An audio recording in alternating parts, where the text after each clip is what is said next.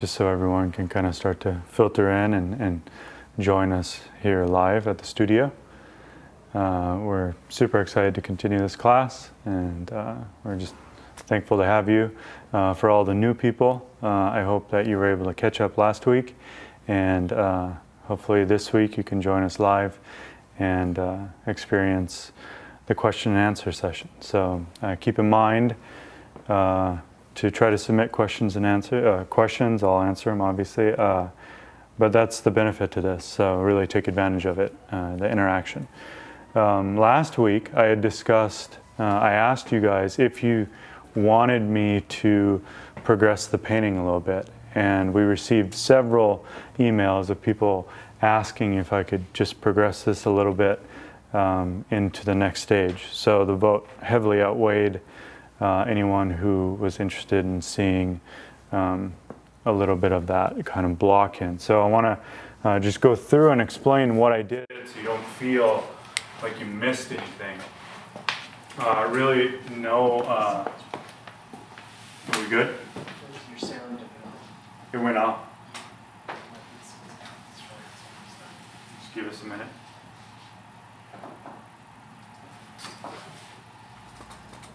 I want to make sure you guys can hear. All good? All right. So, talking about what I did to catch us up on, I basically spent maybe 2 hours of work on Monday. And what I first did was I went through and I regridded the painting so that I could be a little bit more specific to my drawing. So when you're live, obviously when you're interacting, knowing that the camera's on you and time is ticking and people are watching, there's a kind of a element of entertainment that you have to be aware of and respectful of, and so sitting and counting squares over and over is not a healthy thing to do for you. So when I'm alone, I could look at it and process it a little bit better, and I put some pink dots up on the paper as well and on my painting, just because I would get sick of counting, and there was a couple spots that I had misjudged. You can see in the leg that was just pushed over a little bit. Likewise with the bear, there's a spot where I was putting like the top of the head just slightly to the right, so it extended over a little bit. I also spent a little bit of time counting out the bricks and making a little bit of an indication there. So basically what I would look up at nature and identify a layer of bricks where I can see it, and then I just counted up to the skull, and the skull was in a little bit of it, the spot was wrong. I had drawn it wrong, so it actually extended over. But apart from that, all I did was fill in this. I blocked in some of the table. This is the tone, so all I did was I put in the shadow here and drew a little bit more of, so really, you know, everything I just said, a little bit up in the top left, that's all I did for 2 hours, or however long it took. So you really get an idea of just how slow you can go when you're trying to make it good, or how you can speed up and advance the painting. And I do a lot of back and forth. So in my work, I'll intentionally put something down that on the first day that I know I'm going to paint over, and I'll just try to haul as quick as I can, because essentially everything's going to be painted over anyway. I try to be as accurate as I can, but in the end it's just a base layer, and there's no reason to drag your feet on that stage. As you start to finish it and get ready to send it off for the gallery or photograph it, then I'm really particular. I'm trying to get everything figured out. So yeah, we're basically caught up. We have another 3-hour session today, and what I will do is most likely concentrate on one section of the painting. So with that in mind, we can talk a little bit about the palette and the setup. Last week I didn't mention this Edge Pro Gear box. We talk a lot about these. They're very handy to have. They're meant to put the other way around, and you put your sketch on this, but just look it up, edgeprogear.com.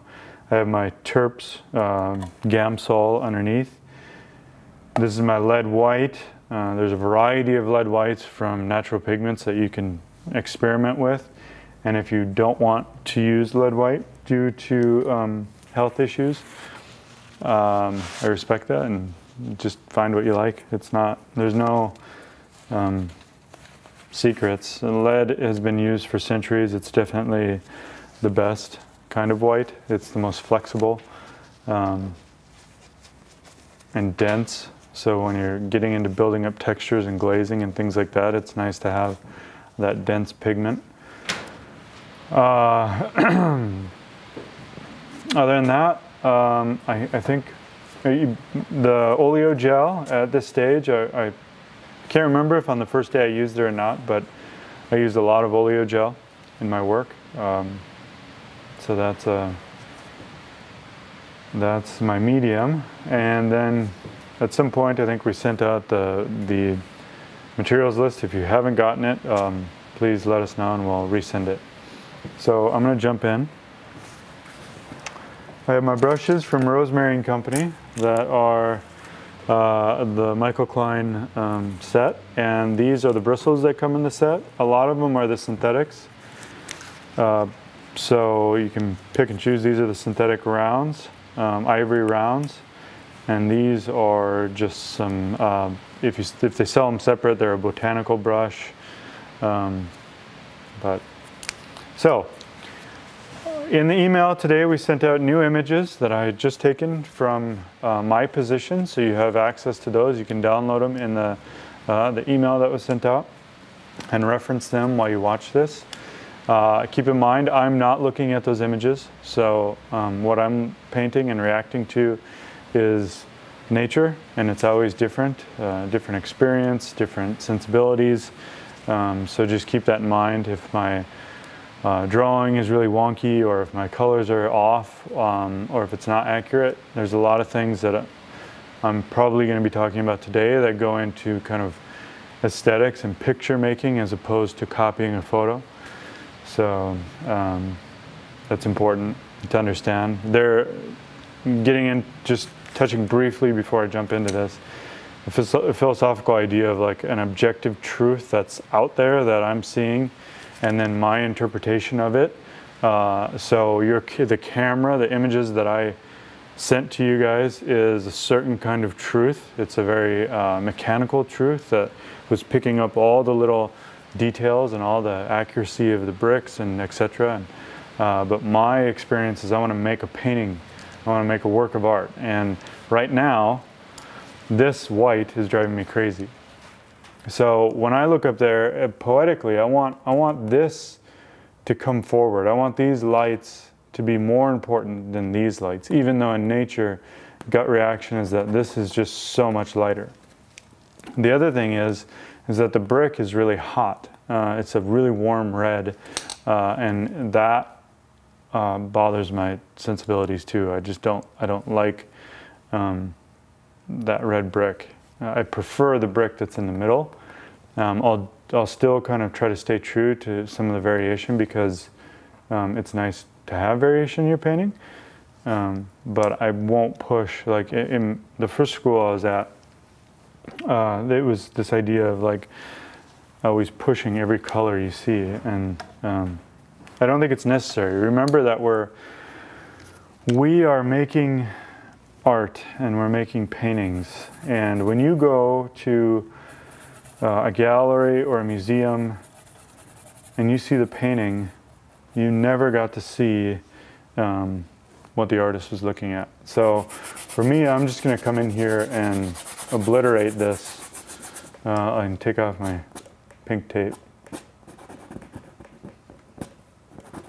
because this is like this is a living document. It's a living work of art. You know, I can push and pull things according to how I'm feeling, according to my reaction to the setup. So again, this is that red brick. In some ways, this could be looked at as a glaze or oiling out at the beginning of your painting. So I'm just really beating this thing up. And then I'll take my rag, kind of rub over it. You know, it has that patina, kind of looks old. But not only that, it also kind of has this broken color. So already, you know, just by taking paint and rubbing it on there, I'm much more excited about the direction of it. Today, I'll also try to get into a little bit more of some of the concepts with how light works on that cast. So hopefully I can remember to talk about that. It's been so long since I've been in the student environment. I do workshops and you know, the floral painting workshops. But as far as an atelier environment, like what we're kind of attempting to offer here, this is a different version of it. But it's been a while since I've kind of thought about the concepts of how light works and what are the important pieces, and so it'd be good to refresh my memory a little bit here. But see, I'm just going through thinking mainly about what does this painting need? What do I want to do to the painting? Again, I'm being inspired by, I'm responding to what's up there, but I'm also wanting to direct your eye around in a way that is exciting and something that I care about. So remember I was saying I want your eye to go to this first rather than that. So I'm going to beef up some of the lights on here, and I'll be a little bit respectful of some of the spots, not obsessed with it yet.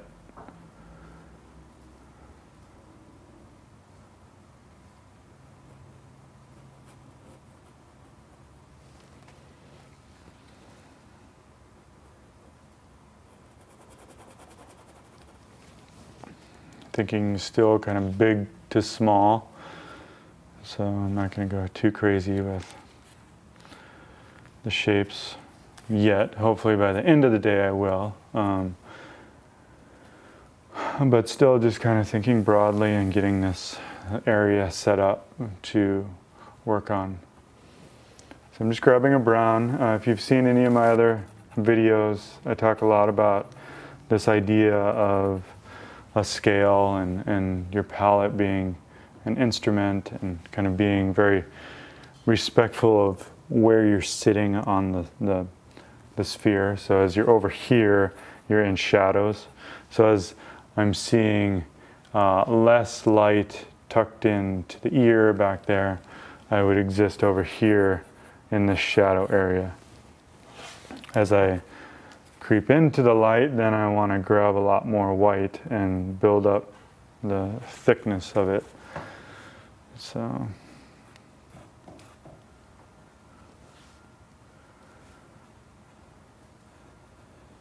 again, kind of seeking the character of this piece.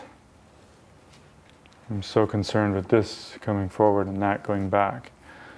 This is way more interesting than that. That should be like a part of the studio atmosphere, but this is the thing that I'm fascinated by. Now you can see that I adjusted some of the drawing there with that little squiggle of white charcoal. So when I was studying with Jacob Collins back in the day, he would do that a lot. So I just retained it. He's a very refined painter, but he also would start out really loose and use creative ways to try to lock into the drawing. And that was one of them. So I have him to thank for that little trick. All right. This is the cast behind the rug. So as I mix that, I'm thinking about the value and color and characteristic of the paint that I'm putting down back there. Again, kind of just playing on the idea of my two schools of training that I experienced. One was very impressionist influenced, and the other was very academic influenced. And the impressionist one, they would talk about pushing your light as light as you could go, and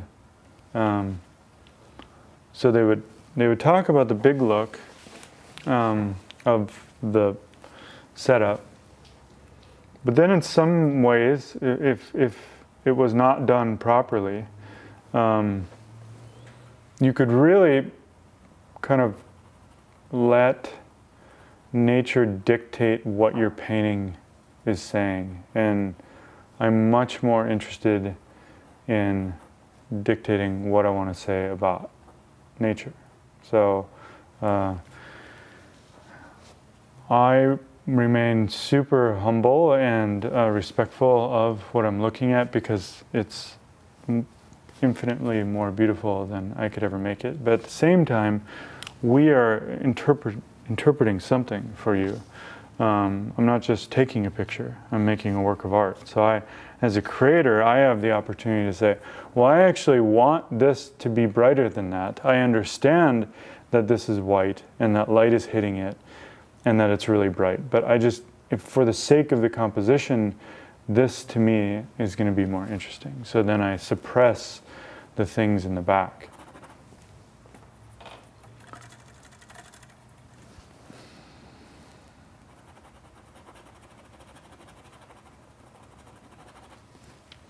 So kind of making notes. I talk a lot about note-taking, and note-taking in my mind is a way of organizing a value relationship that is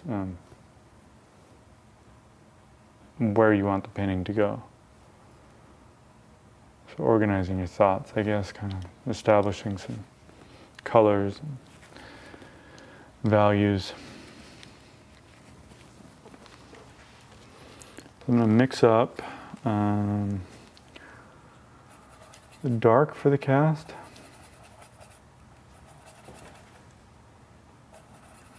Got some oil in there.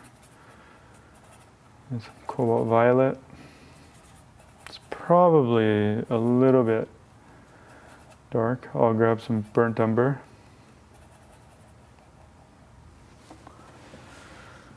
And try to establish one of these dark points back here. Because see, this dark corresponds with that. It's not quite as dark as that, because that's a darker object, and it also recedes much more back into the shadow, whereas this, there's a lot of ambient light happening through here, so I don't want to go as dark, but just a little bit of that nice light effect will be important to determine here. Looks like it cuts in up there.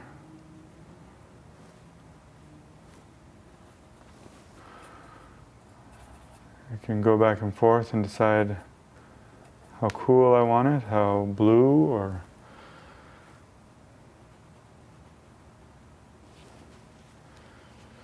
then I scan my eye around, and some other snippet of information will become more obvious to me. So if I'm in this area right now, I'm looking at kind of the characteristics of this shadow and how it is on the cast. Then my mind, all of a sudden, I jump over here and I'm thinking about this compared to this. And so I'm not done yet here, but I've already made a mental note of something that I want to do here. So as I'm kind of going around and making these adjustments to the piece, then when I switch brush or switch, when I'm jumping around, just maybe in the future when you kind of get used to my painting method, you'll get a sense of what I'm thinking about. I'll then address. So this I noticed when I was looking up here, that this was warmer. So make note of it, mental note of it, kind of attempt to go in that direction. So I let nature just kind of guide me around, because that's a warmer part of the leopard. Then as these hairs kind of flip up out here, they start to receive light. So then I'll go back into the light up there and start to put some more indications of that here.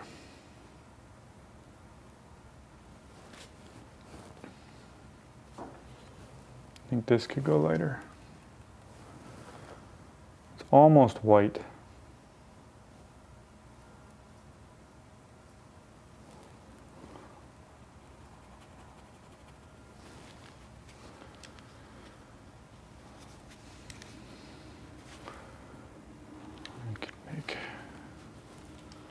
Looking at some of the rhythms and connections through there. I want to put some of the light there.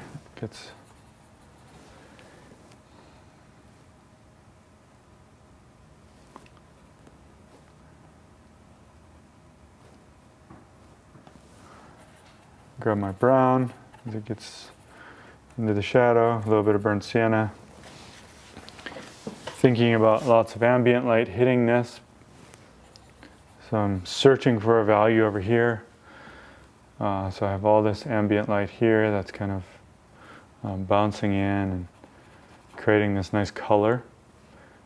Again, trying to be just kind of respectful of the spots, not obsessed at this point. And obsessed is the right word, because when you can look on the website, there's an image that was advertising the class that I had done a different painting for a still life show at the Grand Central Atelier at their gallery, 11th Street Arts. And I spent a good while on that painting trying to go through and get all the dots figured out. But if we were to do that live, you guys would freak out probably. It was quite taxing on me. But I'll try to do the best I can.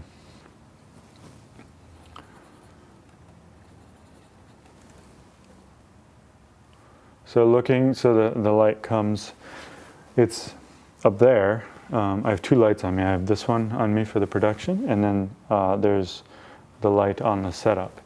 And the light on the setup comes in at an angle like this and is illuminating the setup like this. So as I'm painting all these things, I'm just thinking about the angle of how the light is coming in and being reflected back to my eye. So again, this would probably be more of an issue of some ambient light, but right here, this part, this starts to receive a little bit more light back here. And then there's a part where it gets dark. So that's there behind the ear. Warm that up a bit.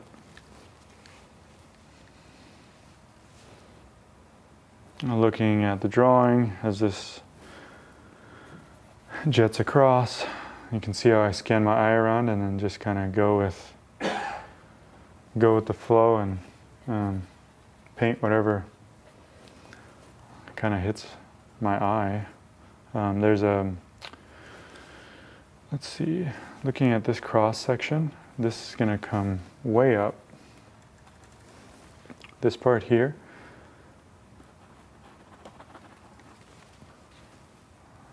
Add some white.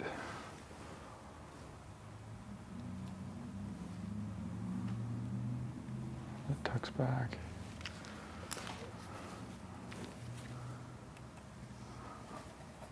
Create a new little pile for a new material in the setup. So I'm looking at the color of the fabric that's a part of the display piece of the leopard. So that bit of warmth there. I'll just create a new little pile here, so that's its own thing. This is the leopard, this is the cast, this is a new pile for the fabric. Because that particular kind of cool, goes a little bit cooler. It's like a cool brown color. Cool meaning temperature. That probably doesn't show up anywhere else, so I can just have that. I go back to my black.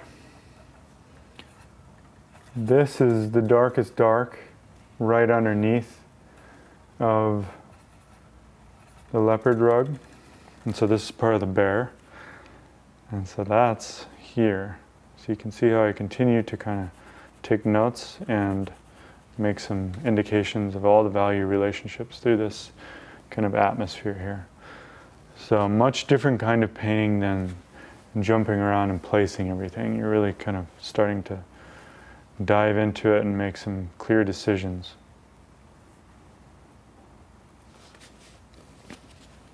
As I mentioned, this was in the wrong spot. So this here, there's a little bit of black fabric. Comes across like this, goes up and down.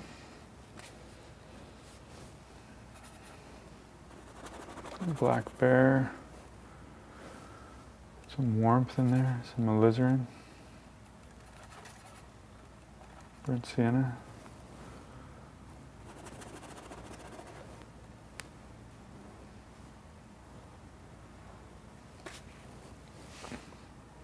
Now, as you practice and get familiar with painting, these value decisions become more and more natural, and it takes less of your bandwidth in your mind to hit a note. So when you have really clear organization up here, and you're turning things in space here according to where, I'm going to move the canvas just a little bit, according to where things are sitting in here. You're just existing in this world on your canvas, and you're not really too stressed out at this point about colors and things like that. Let's see. So made some pretty good indications here.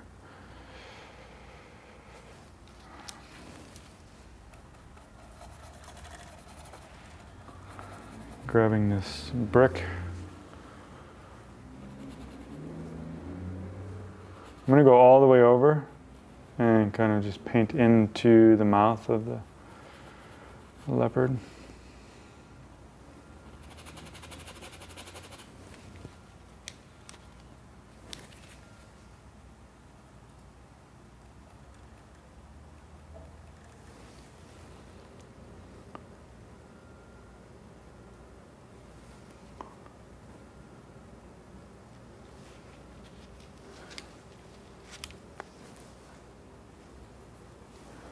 Looking at this area here underneath, what's going on there.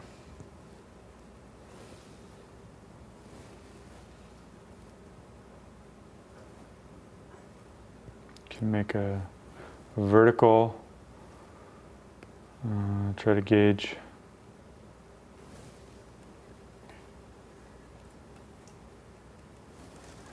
where the mouth is compared to the forehead.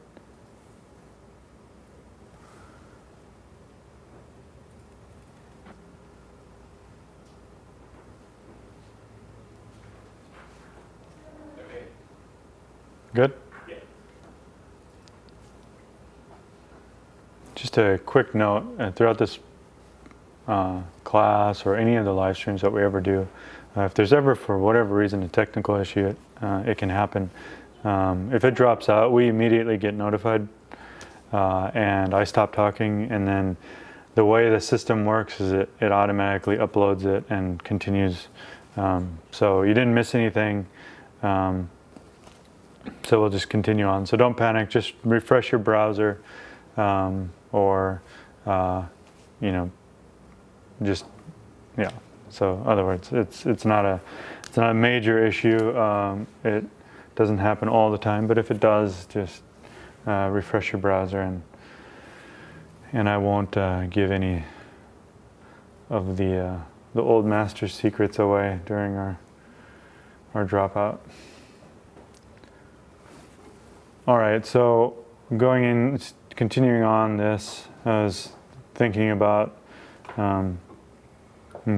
calculating and calibrating all these values and taking notes. And so I'm just going to kind of place the teeth now in a generic kind of spot.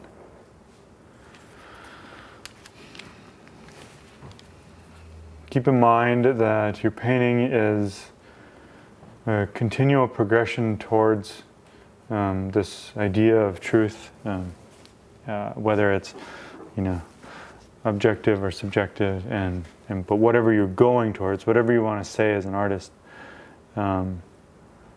each piece of paint is a little bit closer. So I always say to students that it's always wrong. I never feel like I'm doing a bang up job. You know, it's not like I have it figured out. What it is, what it ends up being, in my opinion, is it's like a journal, and it's like if someone were to look at your journal, this is a bunch of experiences that I'm putting down that you are able to process and enjoy as well.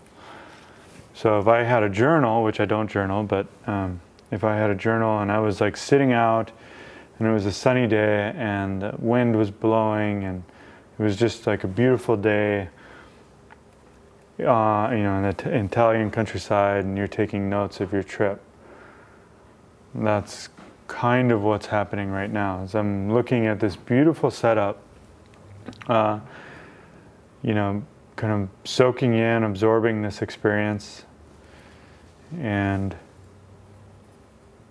what remains, what you see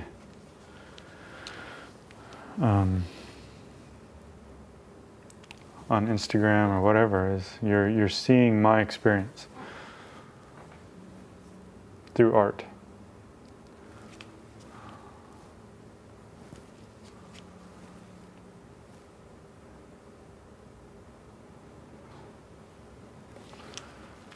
Okay.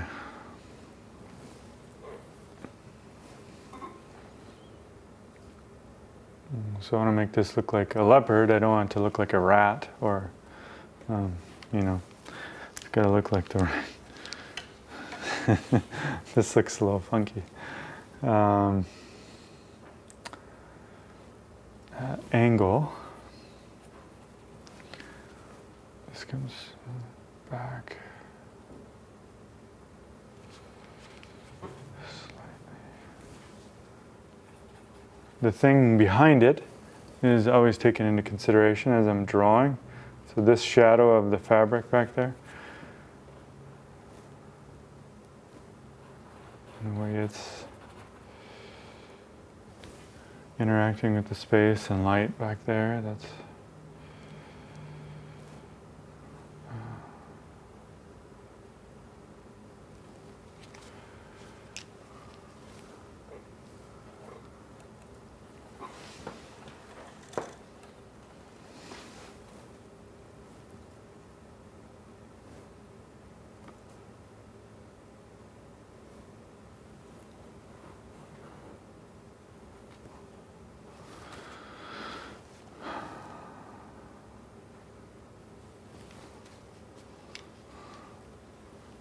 Again, looking at how everything relates.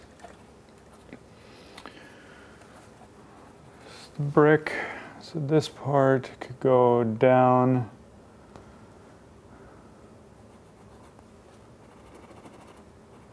When I talk about going down, I mention it all the time. It could be going down in the drawing, could be going down in value. So I'm sorry if I'm not like specific on that. It's just I think of up or down a lot in both. You know, you can move your drawing up or down. And you can move your values up and down in the three-dimensional realm of the. If you're familiar with the Munsell system of color, it's a three-dimensional kind of oblonged diagram. It's not a sphere, but it's a diagram of how light kind of is plotted in three dimension.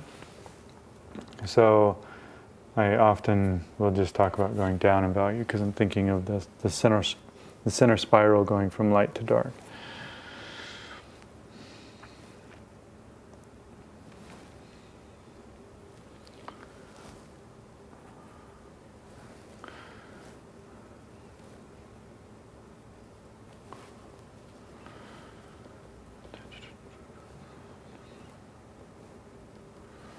The front teeth look like they go just slightly in from the bottom teeth. You guys have a better shot of it with the photo than I do, but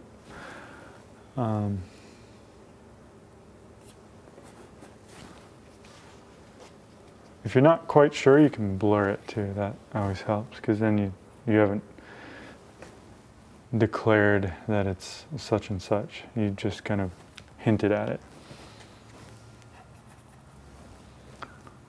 This is the brick wall back there, so that shadow of the fabric and then the brick wall.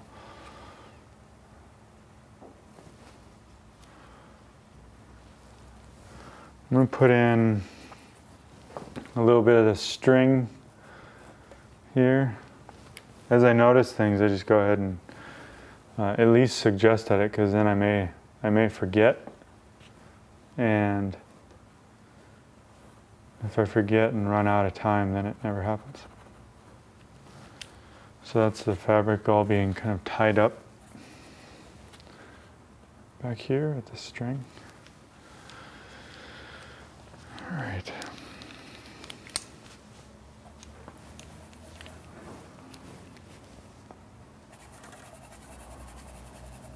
This is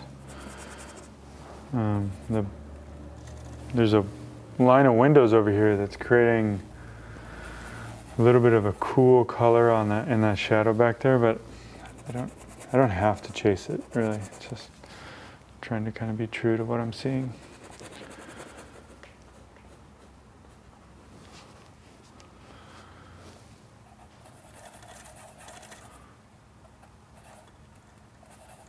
This is kind of finishing for this section back here. I'm not going to get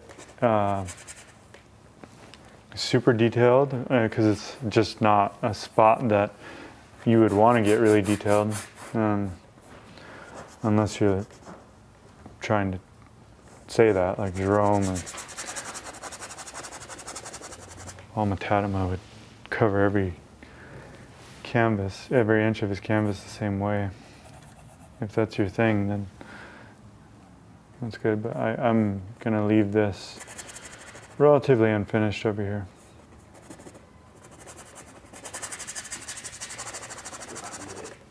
Okay, good. We'll stop in just a little bit here and we'll try to answer the first round of questions if there are some coming in.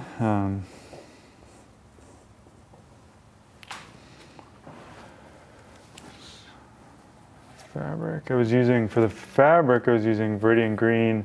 So if I remember it, it's handy because you can just go back and reference it. I was using Viridian Green, raw umber, some white.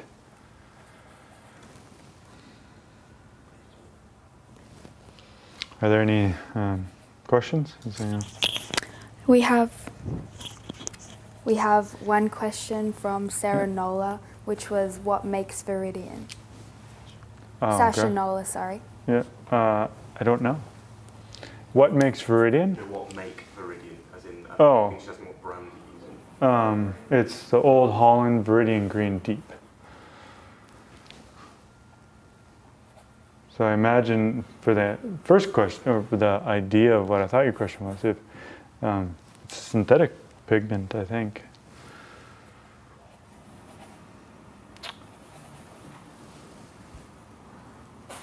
If anyone watching too, or tuning in at a later time, please, email us your thoughts. Email us maybe where you're viewing from, when you're viewing, because we try to, from 1 to 4, that's for us because we're getting international orders and there's people essentially all over that purchase this. It's we were trying to hit 1 to 4 so that everyone could join. So if you are watching live, remember to ask questions, don't be shy. So that's a good question. Okay, so in the next 15 minutes or so, if something comes in, I'll answer it.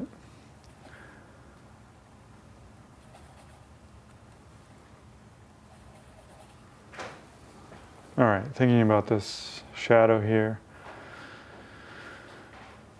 Comes up and intersects with the cast up here.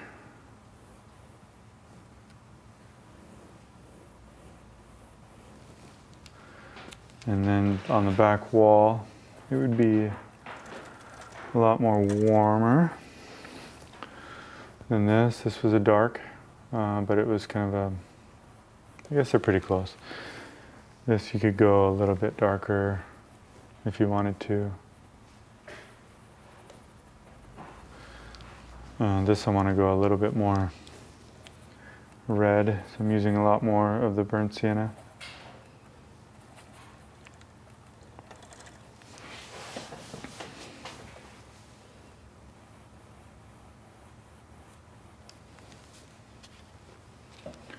So I'm using the bristle brush, kind of flying through this. You can take a fan brush, or you can take if you're working on canvas, which this is probably the first time I've demoed on a canvas, because I don't really ever use canvas, but if I want to knock down the glare, you can take a fan brush and get rid of some of the glare by knocking it down like this with the fan brush, or take the palette knife.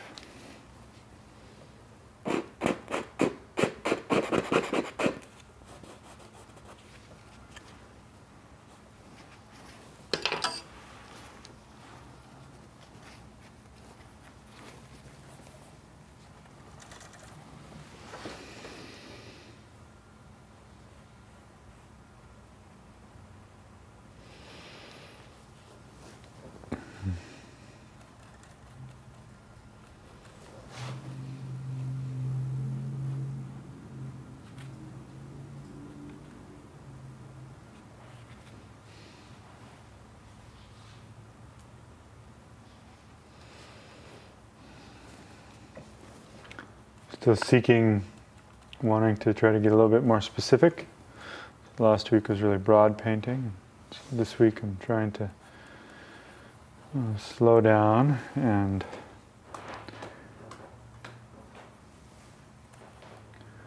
calculate each part.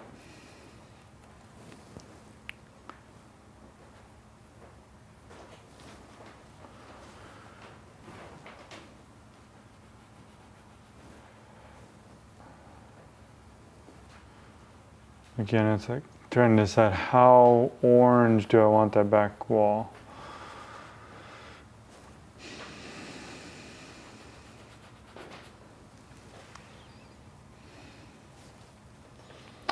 So if I count, actually I could get pretty close to using the same 1, 2.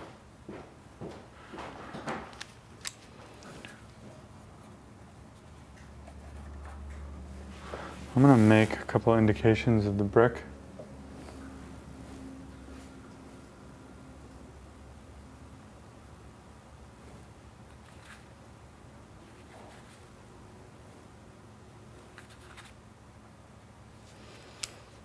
So that's the cement between the brick.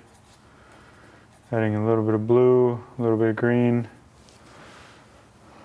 So there's 1, 2, I'm closing one eye so it's flat. I'm counting 1, 2, 3, 4, 5, 6 up to here.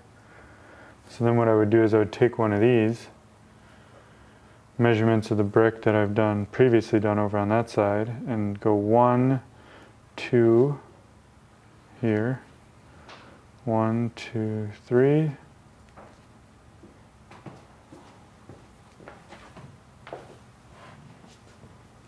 So what is that? 1, 2, 3, 4, 5, 6.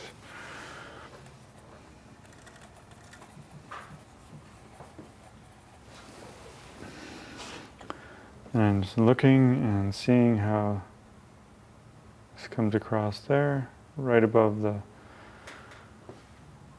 back part of the skull, and above the hip.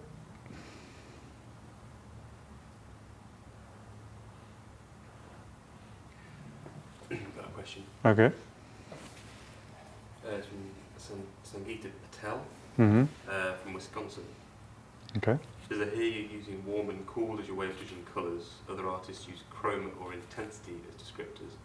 Are those terms the same in your mind? Do you think any of these attributes of colour are important to modelling from? So the latter part of that, I don't think that they're important in my mind as far as modeling form. So I'll take that and just.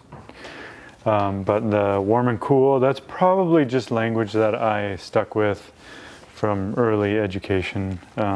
I do think of warm and cool, but I most definitely think of hue, value, and chroma. So especially when I'm painting, flower painting, you know, you'll get like a really intense magenta, a pink, and there it's really clear to talk about chroma because the saturation of the pigment, the red, spikes way high in the chroma category. In this case, because it's such a somber kind of dark, and I'm intentionally kind of desaturating it, thinking about less chroma on the bricks. So yeah, in my mind I'm thinking about all those things, and I could go through and kind of try to explain it a little bit better. Just in this case, it's like it's a painting that has so many neutrals that the idea of chroma and saturation is you can just kind of think of it as they exist towards the center of the sphere. Very rarely in this painting will I be shooting out to the outer edge because I just don't have that much high chroma objects in my painting. Now, if I were to talk about this pink tape, that's an extremely chromatic red. You know, red, that would be kind of cool. That would be, I would have to use magenta, probably glazed over a white underground. So things like that. In flower painting, it lends to much more of that kind of discussion.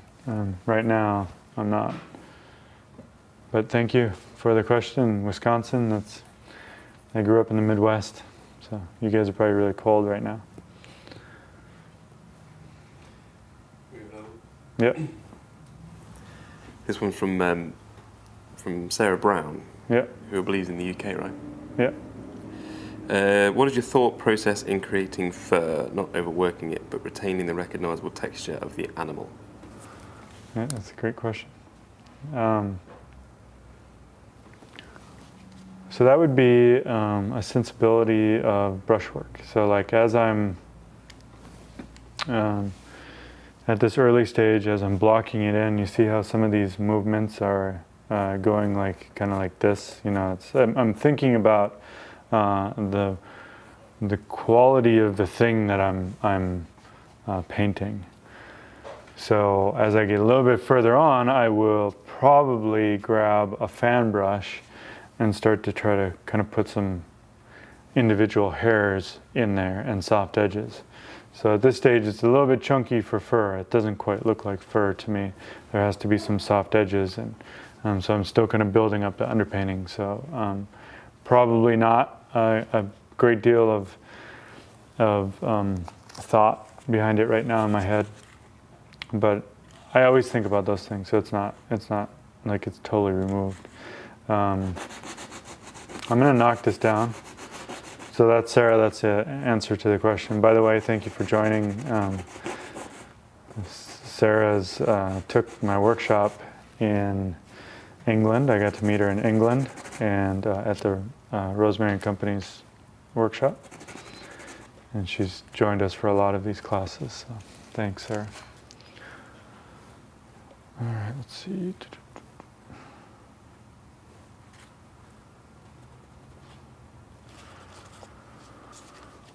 Going back to the brick. The verticals, there's one here. There's a little bit of a vertical there. A little bit there. Just a slight little bit there. So every other, once you establish, well, that's weird. Okay, I guess it doesn't matter. Just thinking oftentimes spacing of bricks, but that makes sense because it just depends on the brick layer and every line is a little bit different. So, but oftentimes you can kind of, over here it's a little bit more of a pattern, maybe because it's part of the edge. So let's see.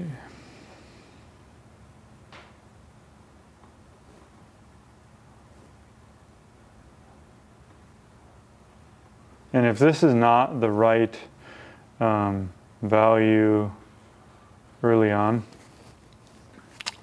I'm not totally concerned yet, because you can do a glaze, or you could drag over it or palette knife over this. This is more for like drawing. So I'm going through and establishing some points, really kind of clear, obvious areas. Here, this comes up a little bit. Some yellow, some burnt sienna.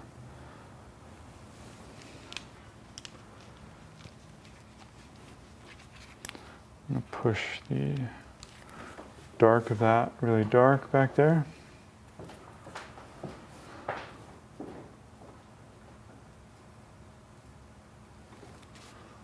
Cast shadow.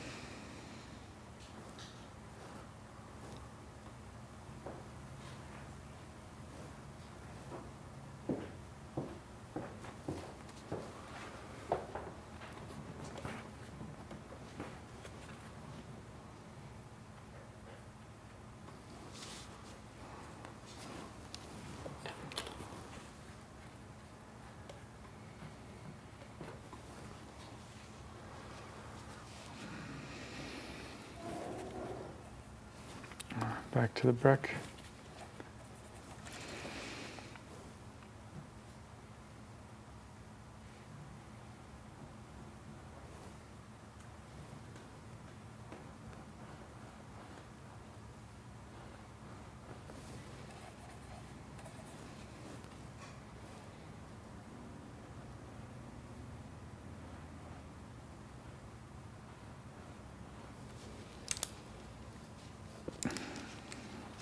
If it's too apparent, just kind of knock it down.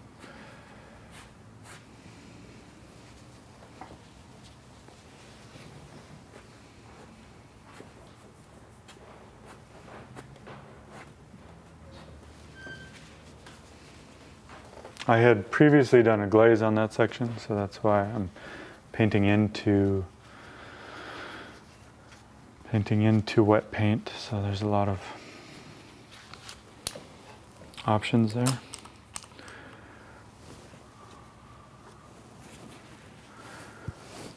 All right. I'm going to continue on the cast a little bit. So, to give you a crash course, let's see how good I do. See how well I can remember this stuff on cast painting. So there are, you essentially break it down into two dimension first. So you have line and you're judging distances. So you're judging, you're measuring out distances, you're measuring out angles, certain points of the outside or inside to give you kind of a map of where you're going, which I didn't do a ton of that, but I did a little bit. And generally I constantly kind of evolve in my painting, so no part is actually done really well yet. So so I was thinking about an overall kind of outside shape, and then you divide up the lights from the darks, and so those are more lines that you can start to establish, and that's what they call the block in. And then you are thinking about the kind of material that the cast is. The cast is a plaster, and the plaster has a particular kind of quality to it that is very matte. And the reason why it's matte is because the photons are being dispersed in a way when they bounce off of it and come back to your eye. It's called a diffused reflection. So it is a reflected surface. It's just being scattered in a bunch of different directions. So that's basically what's happening on the cast. If I were to go up and take a gloss varnish and cover the cast with a gloss, it would fill in those holes and it would create a shiny surface, and then I would be dealing more with like a specular reflection, which would be bouncing off a smooth surface and hitting my eye. So I would see more of the light source, which happens. That's never going to happen at the new place. It's super duper speedy internet. Yeah, fair enough. All right. So talking still about the cast and the idea of the surface quality of it.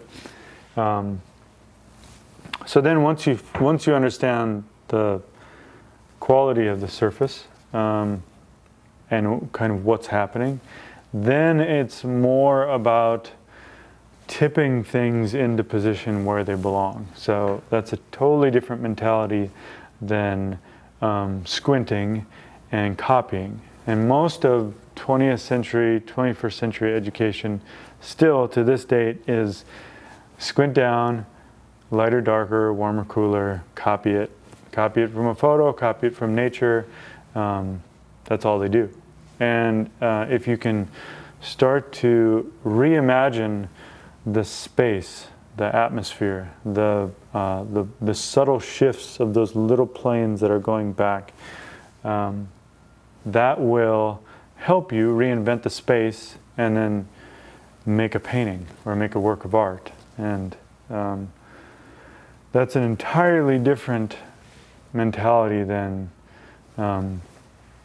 I use the language of being a victim to nature, because for 3.5 years of my education I was floundering and I didn't know what to do because I saw the cast was really white and all I could think of doing was to just make it whiter, and that really doesn't help you. If this is tipping up and receding back as it turns back into this area that's not getting any light, then you understand, okay, there's a gradation. If I compare this area to this area, the whole thing kind of looks light. And if I squint down or throw my eyes out of focus, then it pulls together and it looks even whiter and fuzzier. And so if you get into that kind of habit of trying to copy all the values, I would argue that I have a dear colleague who I love his work, and he sat behind me when I gave the workshop in Minnesota, Jeffrey Larson. I would argue that you can get more values this way, but that's totally debatable, and we could have a live stream paint-off, which we talked about, which we're trying to figure out if we're ever going to do. But it's just, when I look at Bouguereau and when I look at Bargue and I see the incredible sensitivity to all these values that are happening in their painting, it's just a different kind of painting. hence it's academic. And the Impressionists were much more interested in a different kind of light effect and a different truth. And so it goes back to kind of the argument or the discussion, what are you actually trying to say? And then that becomes your art. So then, you know, nobody's right, and you just kind of paint whatever you think is the thing that you want to express. And if you think you can express something with looser brushwork as opposed to tighter brushwork, then that's a valid argument. Fenton Latour, I think, in many ways, advanced flower painting and naturalism compared to the Dutch floral painters, thanks to his brushwork. And so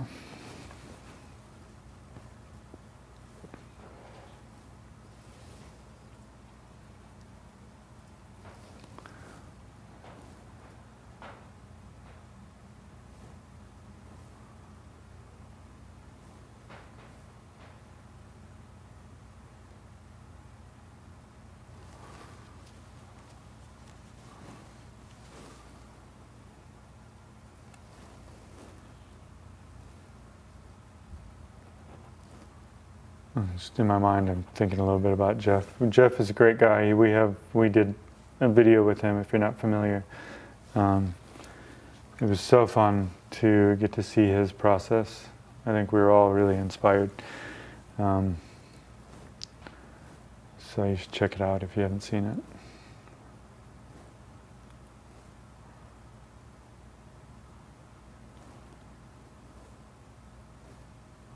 So see, I'm scanning my eye around, kind of looking at areas that would be receiving more light and trying to fit them into the little system that I've created here. Just this, it's the context of everything. And so I've now kind of established how light I want to go back there, and everything then will be determined off of that.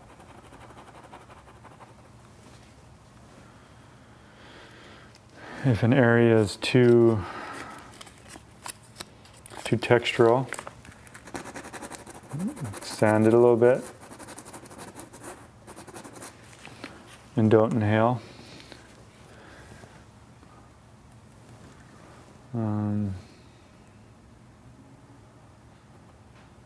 If you do a wet sand, it kind of keep all the particles relatively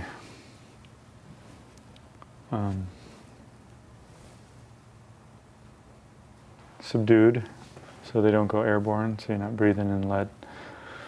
See this part here, I'm looking at all these areas that are the highest point, so the most perpendicular part of the cast to the light. So in other words, this is facing, if the light source is my left hand, then this is facing up.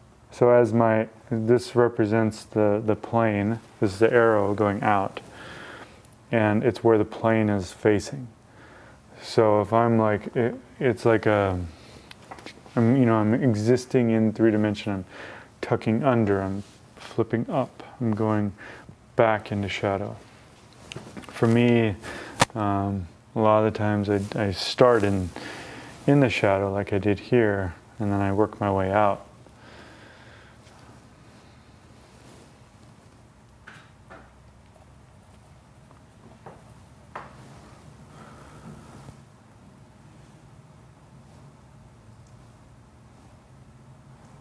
Just cuts back.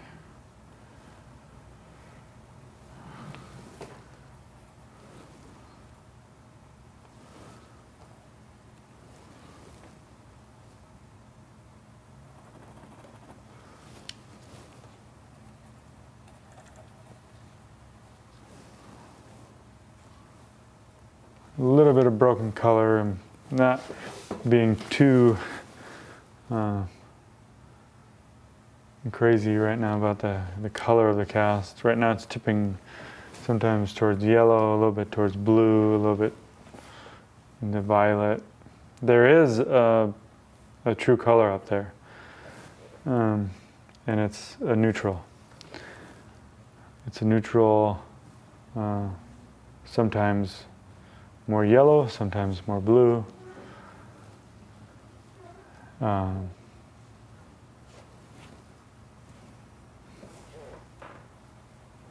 That's kind of what I'm thinking about, I guess.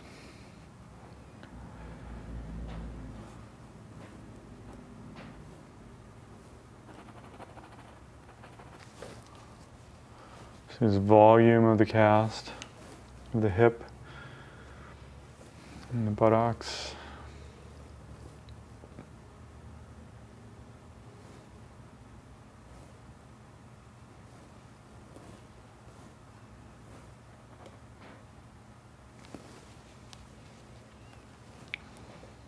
I'm not rendering, I'm kind of scumbling in plots, areas that are tipping up towards the light.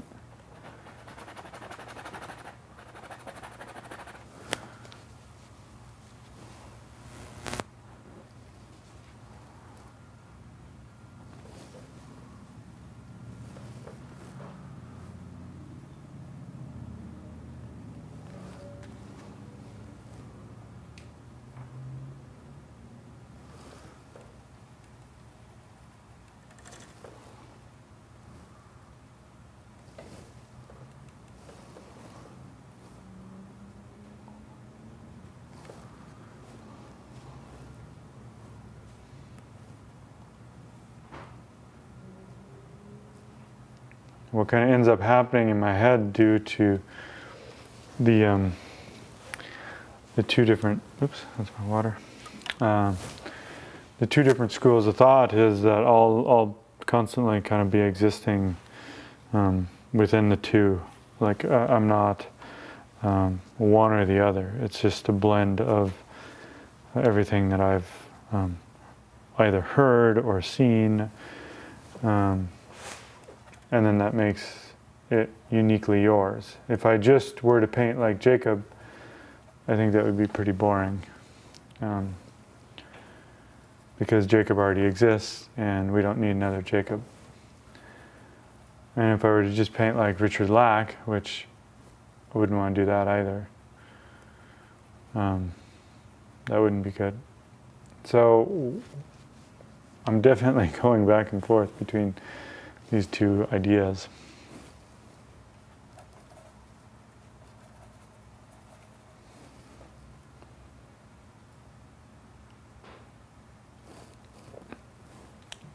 This I'm going to push down a little bit darker because it's actually a dark against the light of the brick. So this cast is in shadow and the light on the wall is, you know, facing, this is facing away, that's facing towards the light, or at least more perpendicular. So then, even though there's ambient light back here on the cast, I'm still going to make sure that it's dark against the light.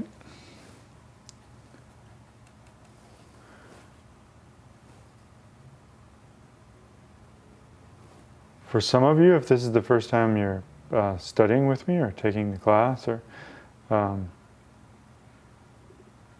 super excited to have you here. I just kind of assume that everyone is in our small little world. If you are not familiar about any of these things that I'm talking about, feel free to email us and let us know kind of what your painting community is like wherever you're at, what your art scene is like, because then maybe that would give us some ideas of kind of what to offer. So this dark goes,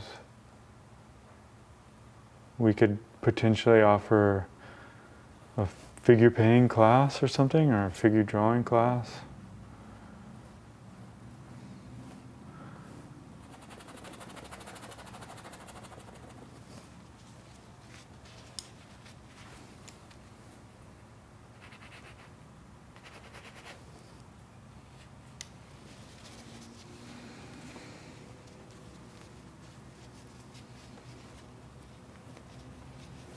To kind of press home the idea of, I look at something, I calculate.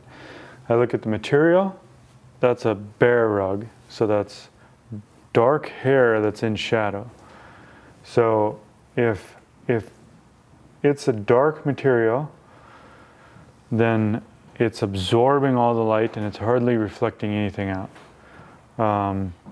So therefore, then I'm able to put the shadow where I want the shadow.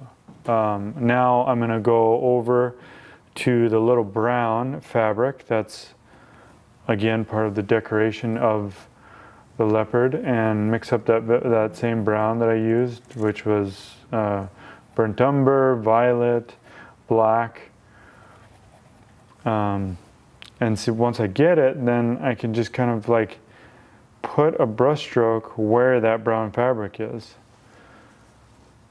And it just speeds up the process so much more. This is black. This is the darkest dark of my painting, and it's the shadow of the bear rug. So that's there.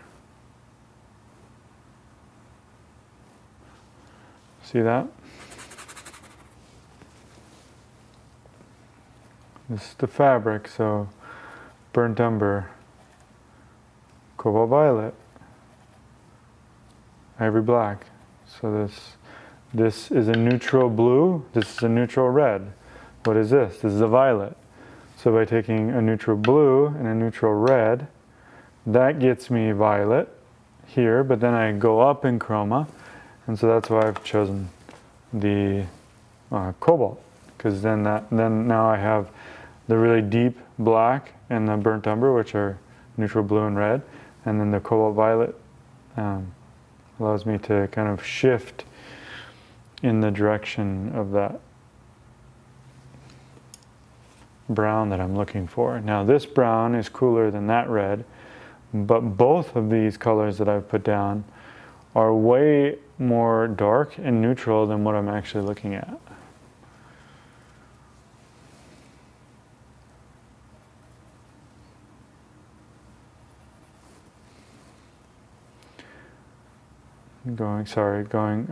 Coming up here, I'm apologizing to Joe because I'm going all over the place again.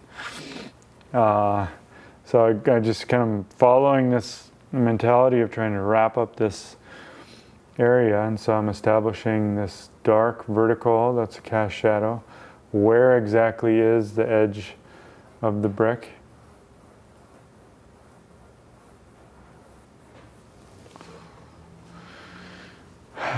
And then sometimes that's just like a indication like that is enough, and then I can move on, continue to do something else. If I grab some violet, black, white, this has been a good shadow color. Go through here and think about some of these. Oops, way too dark. So add some yellow.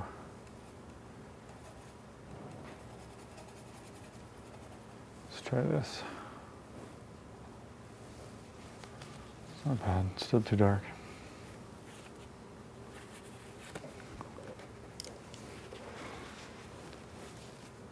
Simplify it, grab some white and black, should do the trick. It's closer, all right. So now I'm searching for shapes in that shadow.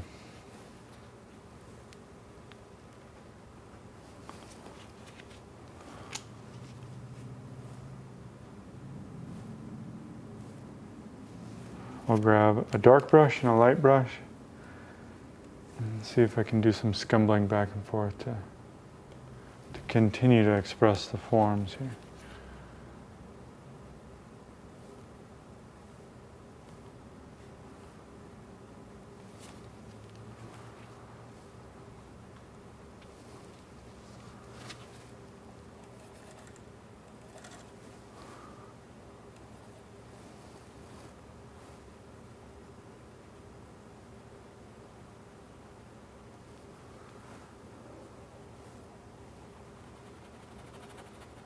Shadows are generally pretty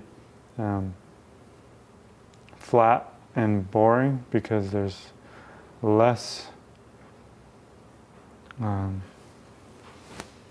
stuff being bounced back to your eye, less information. You want all the texture and the subtleties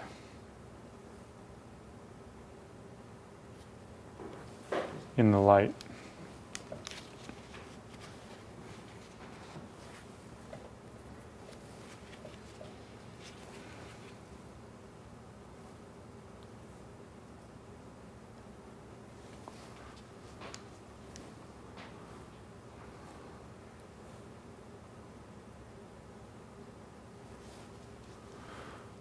Kind of trying to find these different rhythms of how the shadow side and the light side are interacting. And so there's movements that happen in the larger form and then the subforms that are connected into the bigger form. So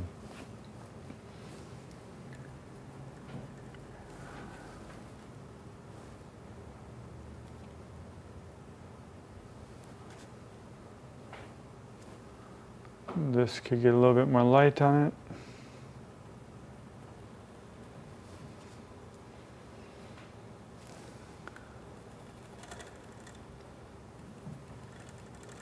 Same way I go back over here, thinking about, so I'm following all these things and just my eyes scanning around. This can pop up a little bit. This whole section can come up a little bit.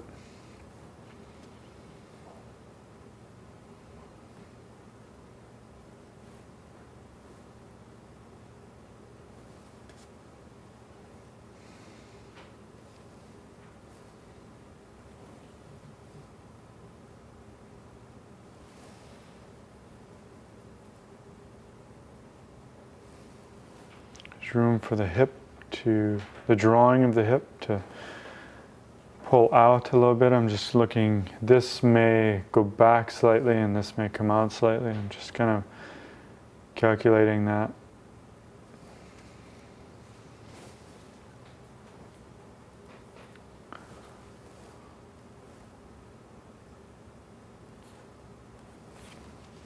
I hope this gives you a sense of if you have a system here, a structure, if you have a system here which is mainly kind of being really particular about where the light's coming from and how that's affecting the surface of the object and then how I represent that in my painting, you can be pretty free and relaxed while you're painting, because then everything locks into a position here and then it corresponds with a position in my painting.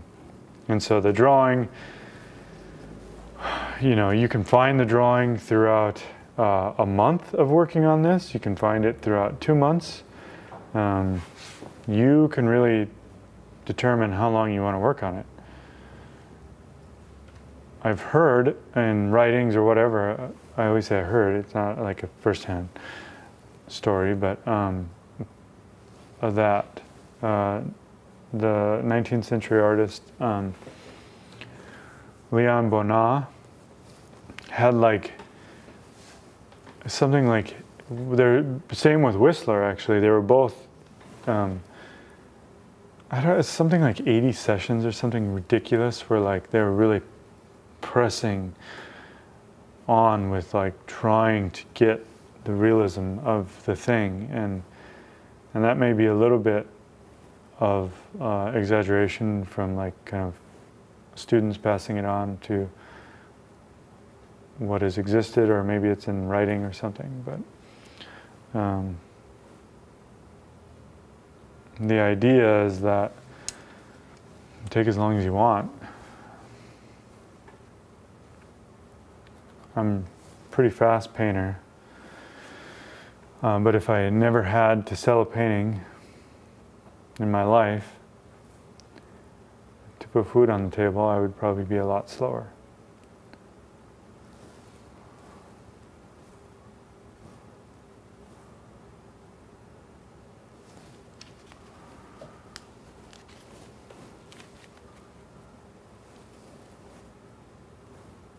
And that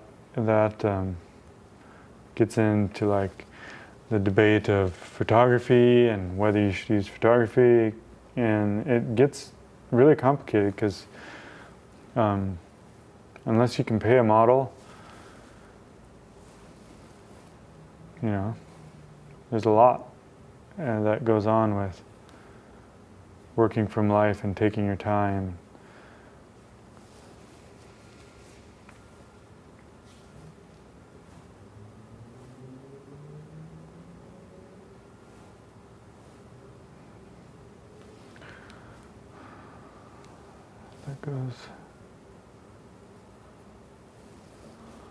This goes up.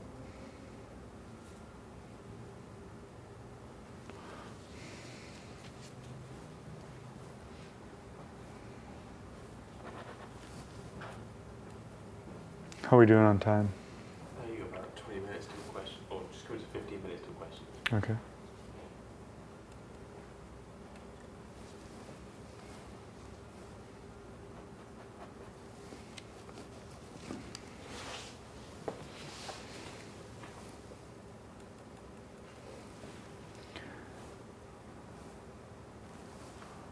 Thinking a little bit about dragging the paint and allowing the texture to be built up and get that kind of feeling of what the cast is. So I can put something down, scrape it a little bit. This.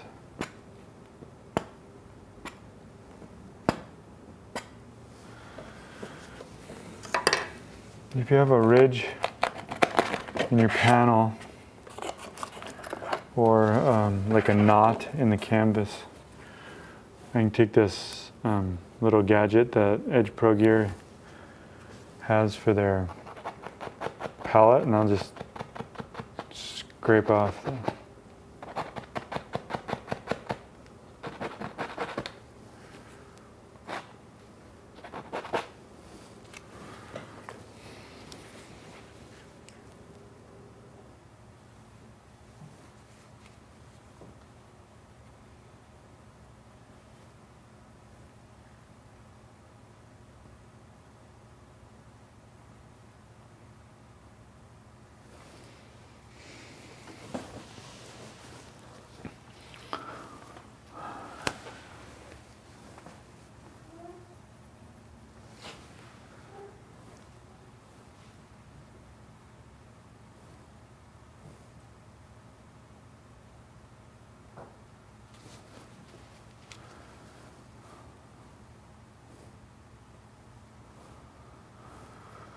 This distance seems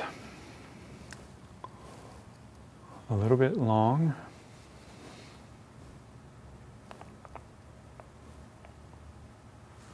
Maybe it's just because it's not wide enough. So let's see how I can explain that. I'll do on the drawing.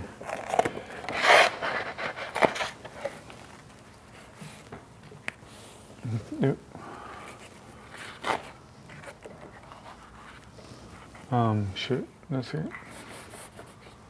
I'll just try to do it quick. So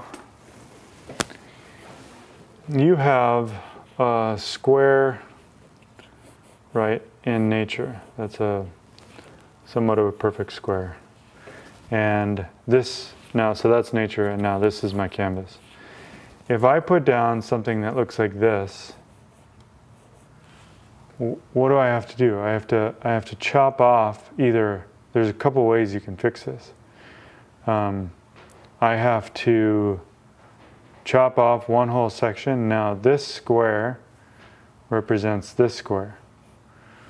Or I could have done a section off of the top and off of the bottom. So now this square represents this square. Or if I was trying to paint life size, you know, you could add to each part, which would be enlargement of 4 sides. So then you have a new, an entirely new shape that matches this shape. So there's always a variety of like 5 or 6 or maybe an infinite number of ways of bumping something into position if you don't feel satisfied with the drawing. So like potentially this, what I'm thinking about is this could bump out rather than this going up or down. Maybe this goes out. This continues to kind of come out. Look at some of these shapes, this light here. Find the placement of that. Then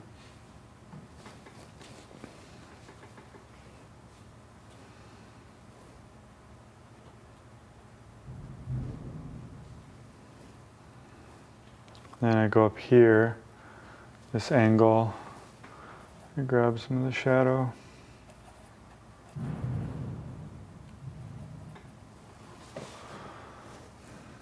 So this then is a line there, shadow gets cast. This part can come down slightly.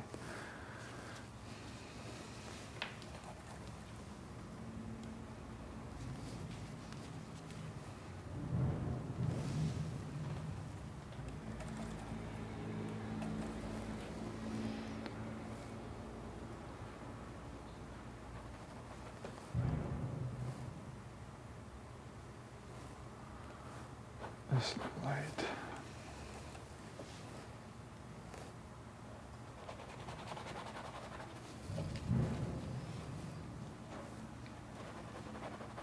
So the drawing allowed me to get kind of specific in placement, but then this will allow me to get just a little bit closer. So I'm going to trim this section here. Trim that back. Grab some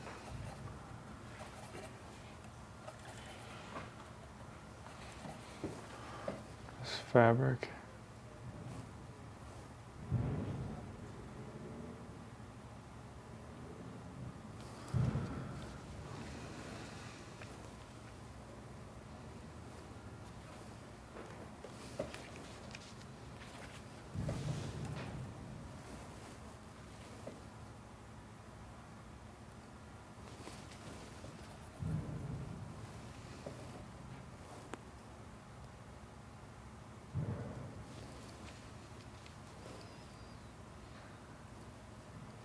If you're a student and happen to be studying in an atelier, I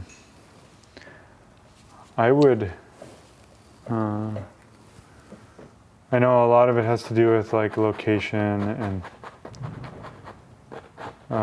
where you're located and what you have access to, but one of the things that I always made it just kind of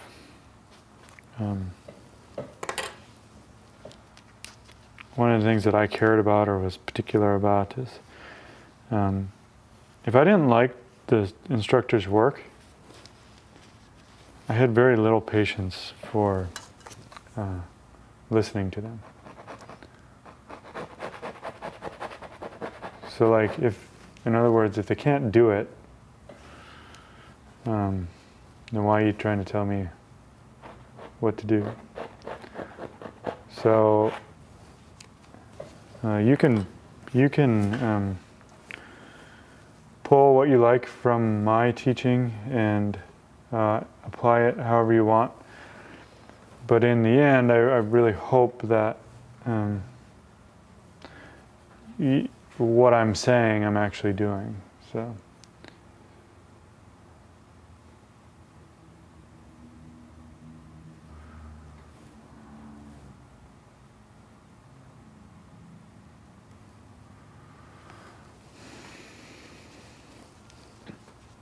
Edges back here. Thinking about, I want that to go back. That's should be soft. This can go darker, kind of exist back there.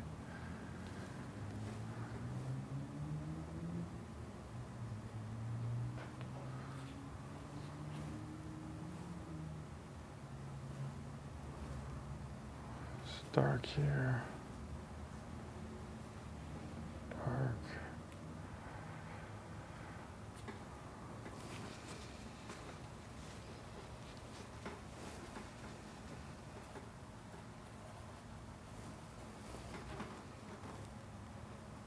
Oh, that's so dark. See, okay, so that is a mistake. So that is it's a note that's out of harmony. It's out of context. So you just have to think about what would make it then fit back into context. It has to be lighter. That white material. Oftentimes it just never goes as dark as this. If I were to take a piece of black tape and go up and put it on the cast, you would see how dark the black tape is compared to the cast.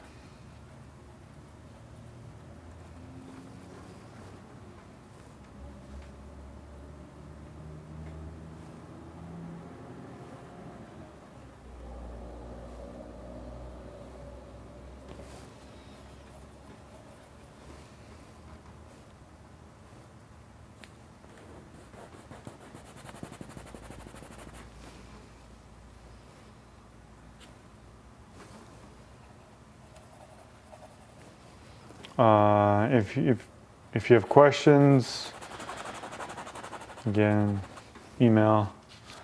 If you can't find the form to email info@East Oak Studio. We'll get it.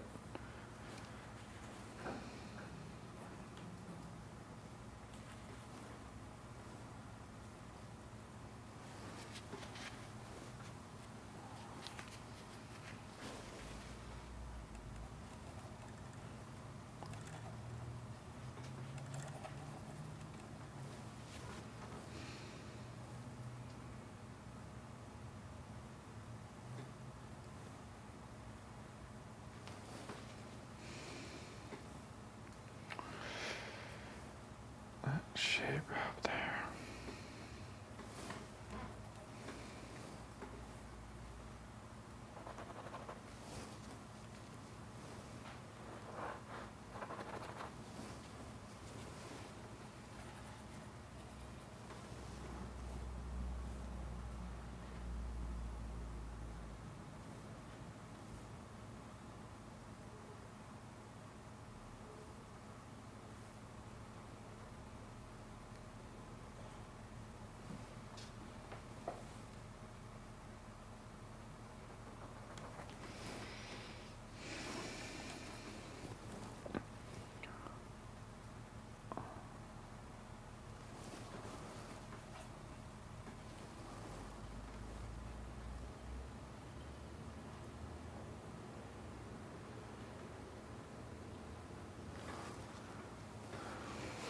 Okay, I think I've spent a pretty fair amount of time on this cast. I'm not anywhere near finishing it, but it's, a lot of the exact same stuff is implemented on many spots, but I'm gonna try to cruise through this and give you some new ideas. I'm grabbing a bigger brush. I see that as being so green, but I know the photo that you guys got is, it's much more red.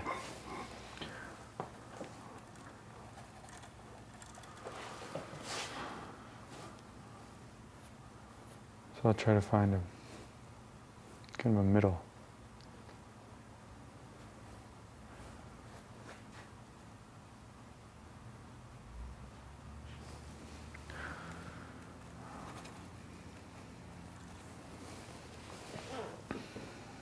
I can think about the surface of this.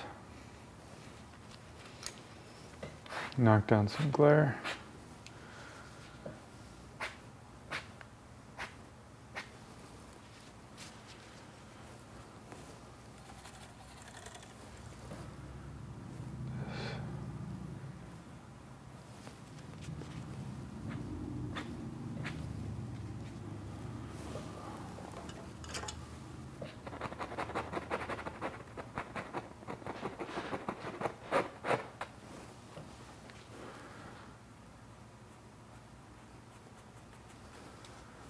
A bit of a hair there.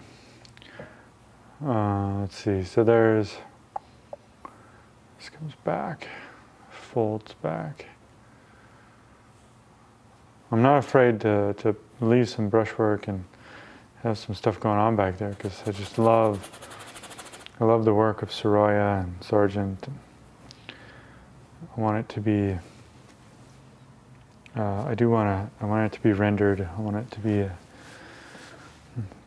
pushing a little bit more towards the Tadma kind of state of finish, but I also really love those other guys. So.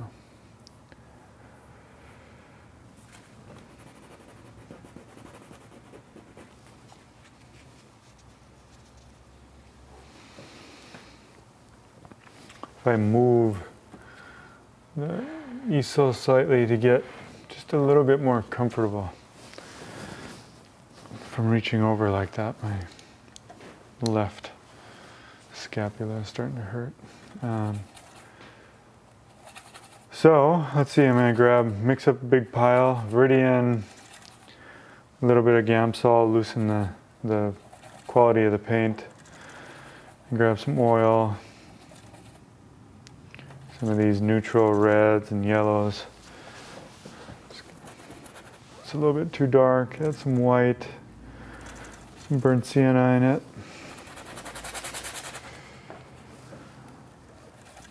A bit more white.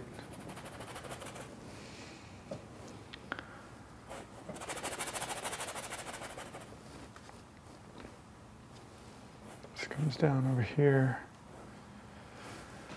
It's really dark.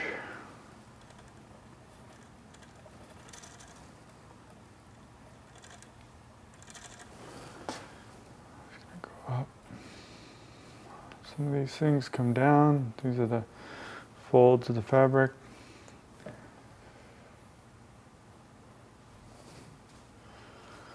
They're because of the bend of the brick wall. So this brick wall stops right here, and there's a different kind. So this part here comes out. So then there's a little bit of a light up there, a lighter value. That's too dark.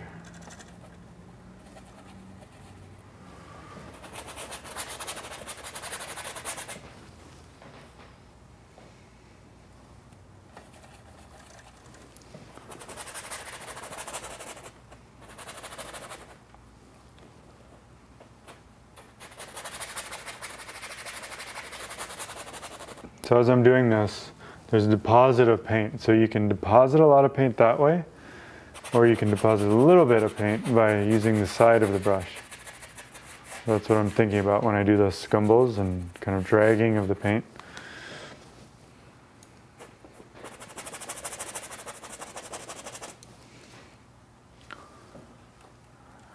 And Simi from Rosemary and Company says, yeah, beat up your brushes so you can buy some new ones. That's her, she likes to joke.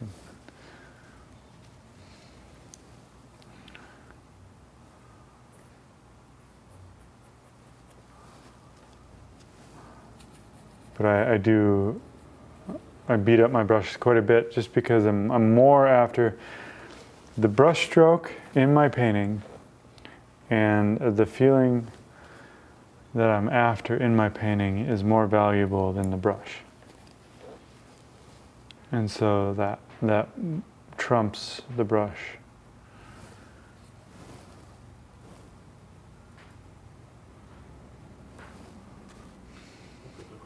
Mm-hmm. Okay, great.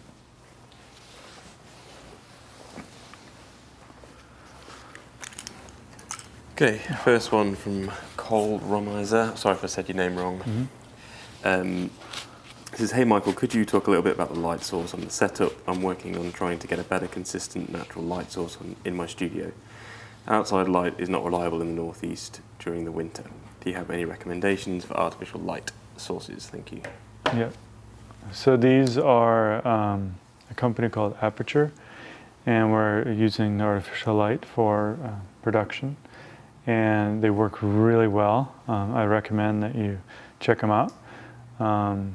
Aperture, you can get probably the 120D is the light that we have on the still life, and then we have a little bit a more powerful one on me, but they've been working really well, and I'm actually going to, we incorporate these in our studio environment here in this building, in another location that we will be using, so I highly recommend this light source. It's been really nice for us. Other than that, I don't have any other suggestions. I know there's all kinds of stipulations of like the Kelvin and CRI, but you just have to do a little bit of research and figure it out. These are LED lights that are dimmable, so you can make it more or less intense, and that's really helpful. Oftentimes natural light is very dim. You'll be in a room, the perfect kind of scenario for natural light is a room that has no other light source in it. So right now you see there's some light from the back, but if there's no other light source in it, your eyes adjust to that one light source. And so on a clear day, no clouds to bounce the white light back in, it is actually pretty dark in a studio. But if you spend time in there, your eyes adjust and it becomes brighter. But these artificial lights, it helps you be able to see. So as I get older in age, I know that becomes an issue with a lot of people, so it may be a recommendation that you want to check. That dim light source hurts their eyes if they concentrate too long. So just a suggestion. Next one's from Cynthia Drennan. She says, your painting the cast is so informative to understanding your process. Which brushes were you using while painting it and going back and forth? Was it the botanicals? Yeah, I have done a majority of the work that I've been posting lately with the synthetic, the darker botanical series. I switched to using the ivory just because of one, the canvas, but two, I was using them for a portrait, and my materials constantly are in flux. So I told Simi I would try to keep it within that set. So the set has a fan brush, it has a wide bristle brush, it has many synthetic rounds, and then it's got the ivory rounds. So these are still included in the set, but yeah, for this today, for the cast, I was using a lot of these synthetic rounds. So you can see there, that's what I was kind of utilizing for most of the painting today. Then I'll eventually probably get into more of the synthetic fiber.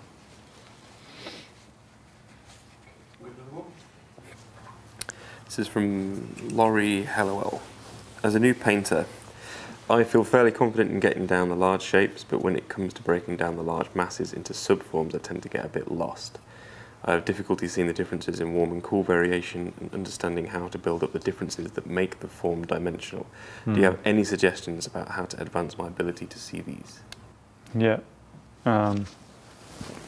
So my first suggestion would just be careful to think that you've figured out the larger forms. So in other words, don't think that like understanding value, that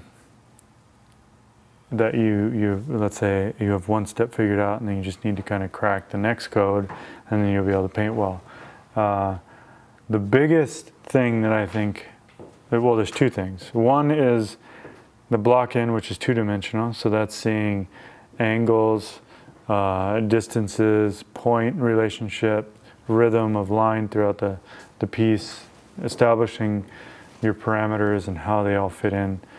But then the other thing is seeing the subtlety of values, which so the two combined can progress your painting further. And the subtlety of value for me really came when I started taking the circles, just tracing the bottom of a cup and trying to invent the light source, and don't look at anything and really out of your head try to model those circles into spheres. And so then once you grasp the idea and the power of being able to create 3D through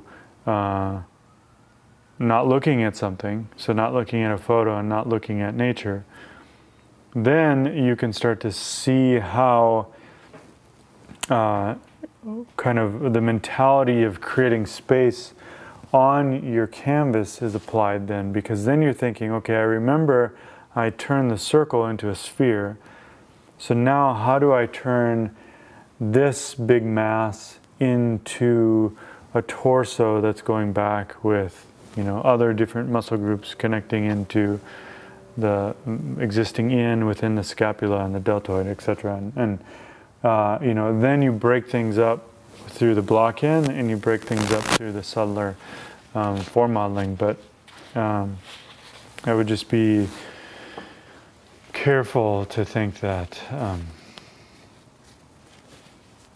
you have something kind of conquered, I guess, because it's a constant journey, continual progression towards a greater truth. And so you'll find in any scenario that sometimes the most basic thing when you're a beginner, later on you realize that it actually is much more complex than what you were thinking that it was. So 1, 2, 3, 4, 5, 6. Just going back to these bricks. 5, 6, 7, 8. Just go all the way up. So if I count 1, 2, 3, 4, 5, 6, 7, 8, 9, 10. 1, 2, 3, 4, 5, 6, 7, 8, 9, 10. That's pretty good.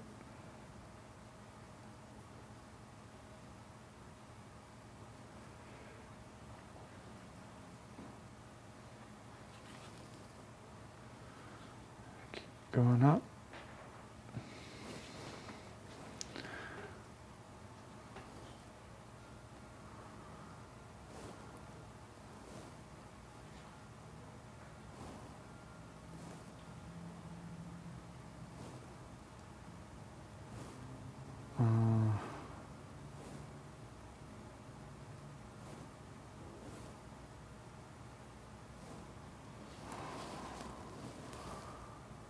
A little bit of a discrepancy here with the the bricks in the back. So the bricks can act as like the grid that I was using the last Wednesday.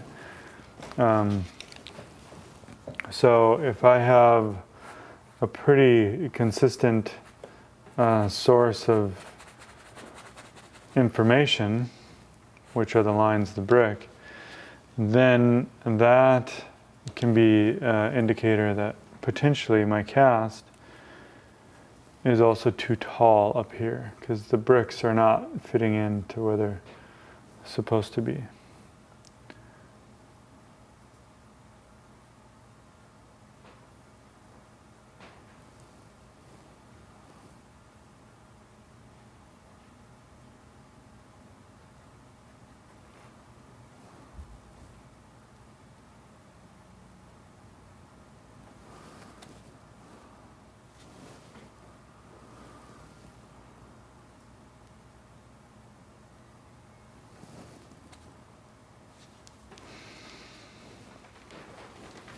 Check distances from here to here.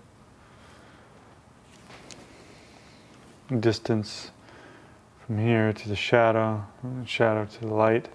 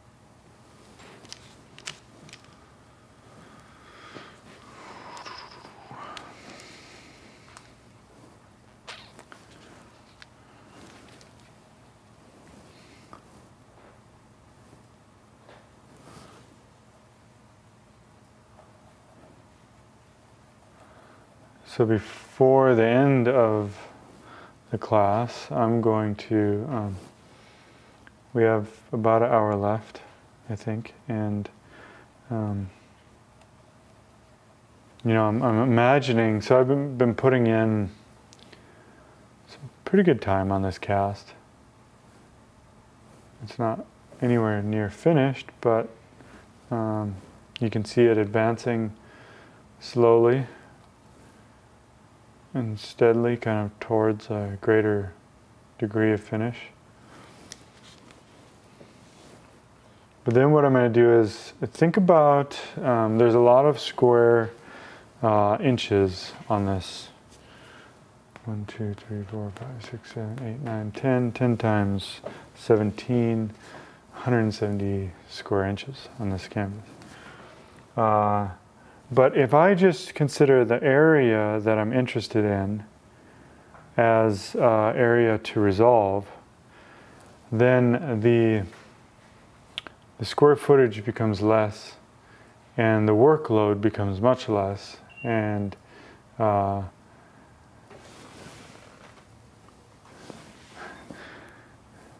guys picking up a package. So then you can move quicker. So that's the whole goal of simplifying and kind of, rather than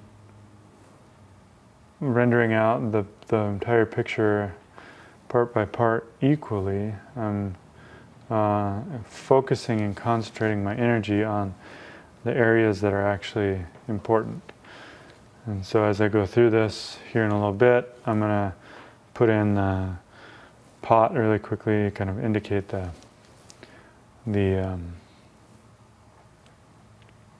plant,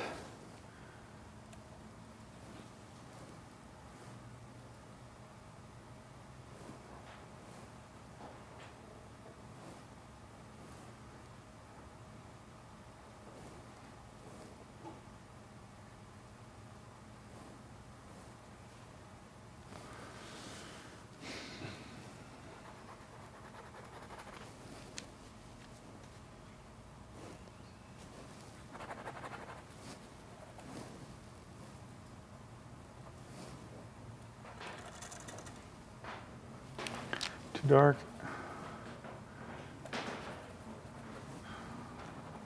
Okay, still too dark.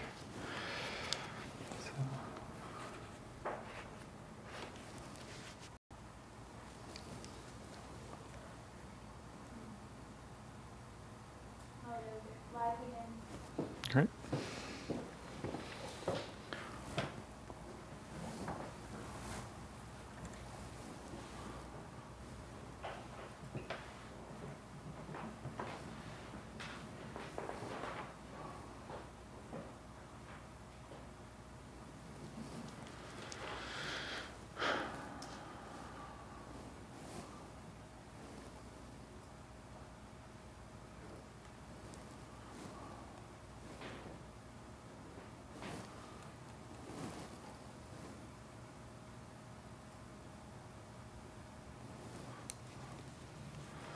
Okay. I think for now, that's pretty good on this cast.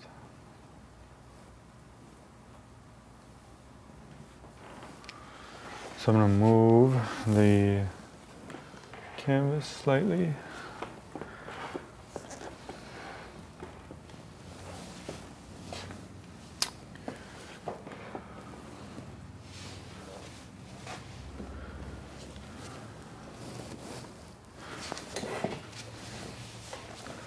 Joe, I may have to move this just over.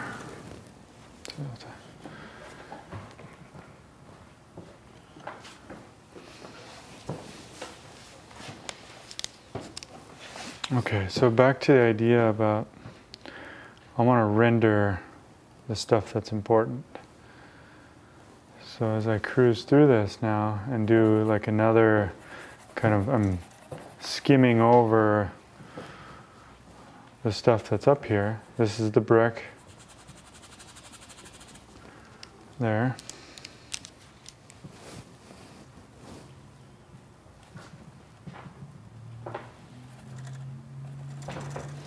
This is the rug.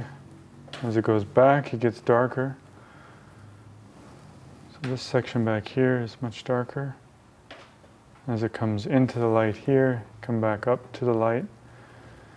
I'm adding some cad yellow pale into the mix because it's some of these lights through here definitely have a little bit more color to them.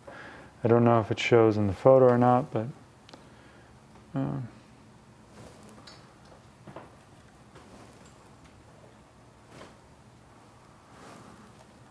back to the white. Is that okay? Did that? Yeah, you're now blocking my view. Oh, really? Okay.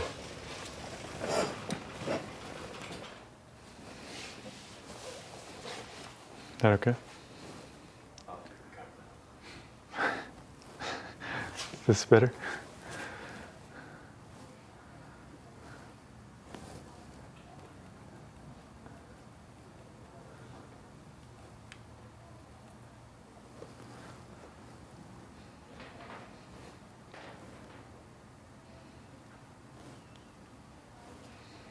Dark.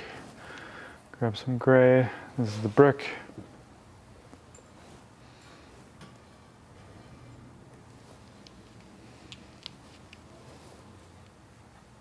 Back to the darks of the rug. There's some spots on this section back here. Some black spots of the leopard that are kind of shining through. Apparent, I guess, and they're not shining through anything, but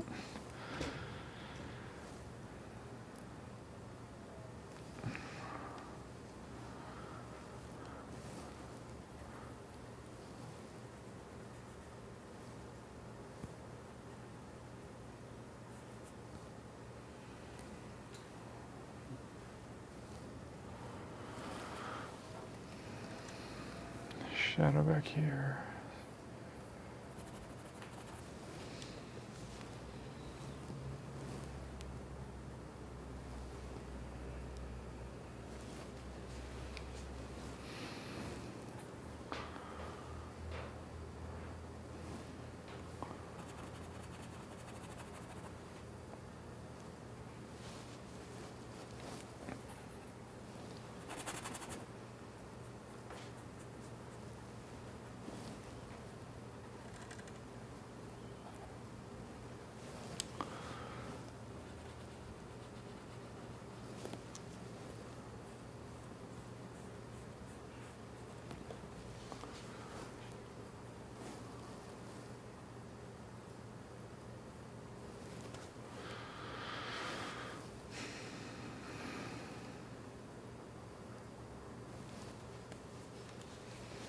Okay, before, let's see, so I'm gonna take some oil, a little bit of Gamsol.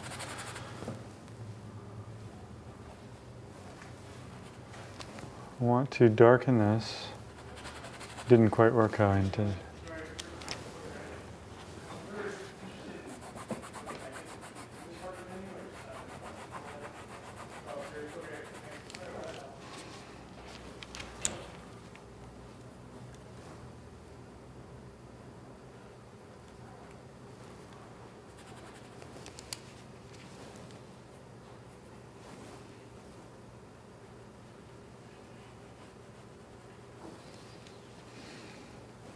Wanted that to go down in value a little bit darker.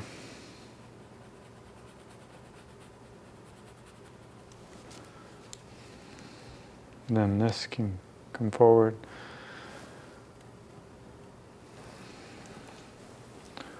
All these spots in here.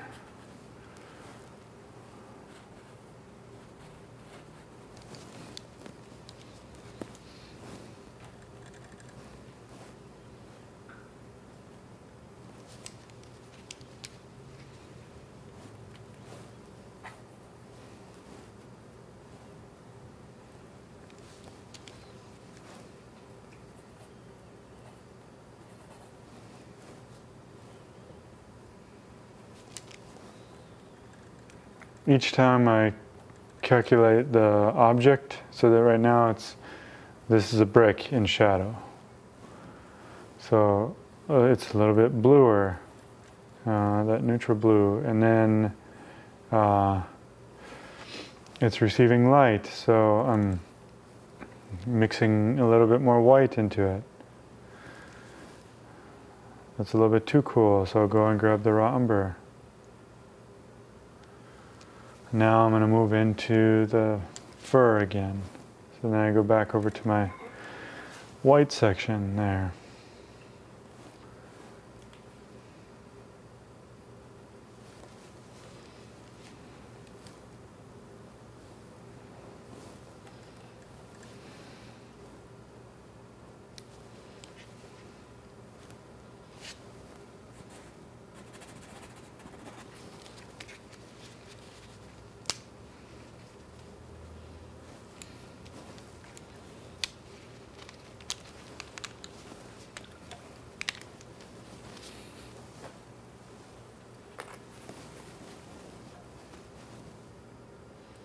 Grabbing the black with some oil, some blue, my darkest dark there again. That's going to be underneath here. That's the bear rug.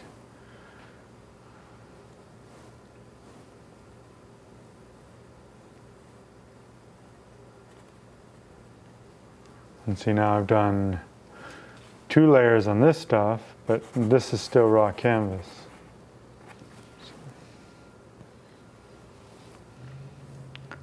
So the idea of having to progress something like all at the same rate doesn't necessarily apply. I could finish this and not touch this.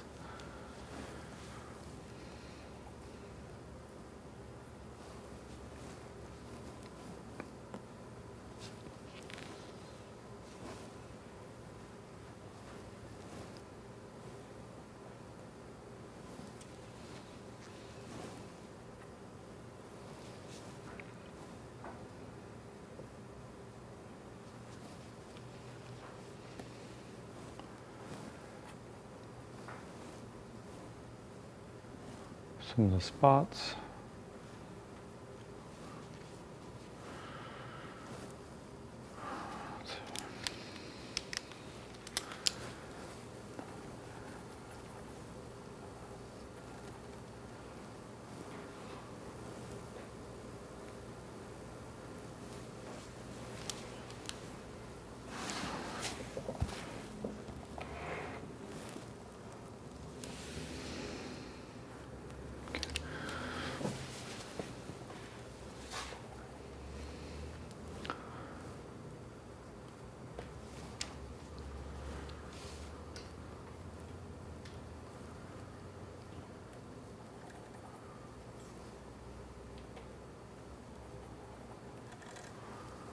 there was an artist named R.H. Ives Gammell who influenced a lot of the students who come out of a particular string of the atelier that I believe a lot of kind of the site-size approach was influenced by Gammell.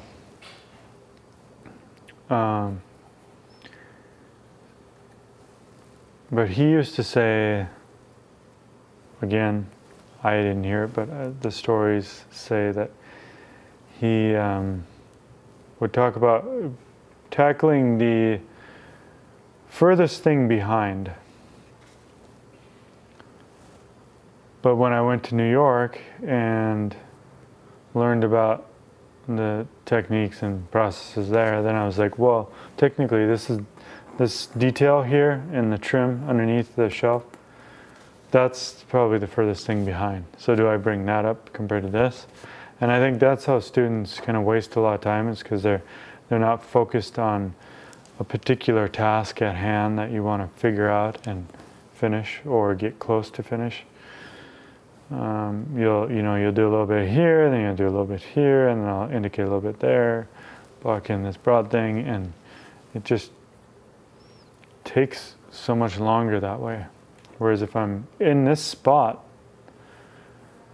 already, if I can conceive of what this little relationship of fold and the bear rug and the leopard rug, if I can make sense of that and all the little stuff going on in my blocking kind of, I mean, the other day it was a block in, but this is still kind of block in. It's definitely not like finishing, but if you conceive of the finish early on, then maybe you'll get lucky and put something down that's pretty advanced.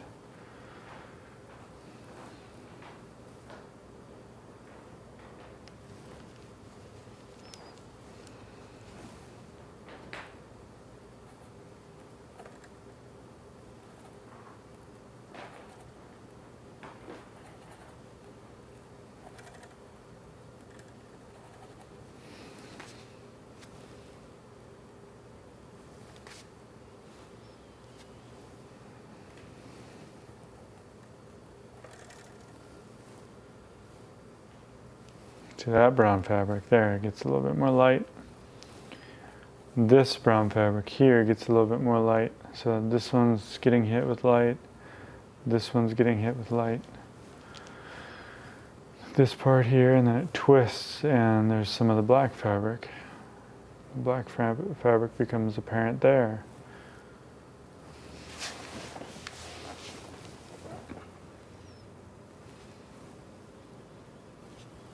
The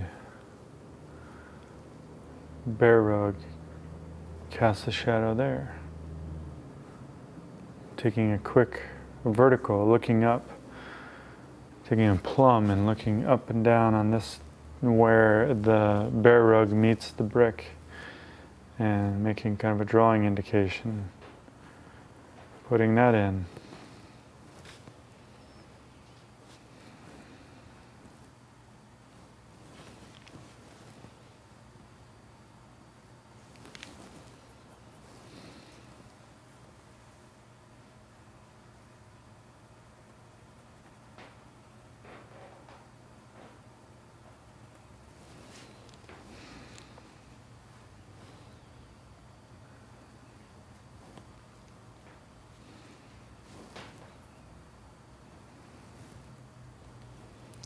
In my flower painting classes, I talk about heightening your sensibility to all the petals. Even though I don't paint them all, I'm still kind of counting them all and paying attention to them all. So like here in this scenario, I'll eventually be kind of looking at all the little spots, and I was looking at where this is receiving light back here, And then there's a cast shadow.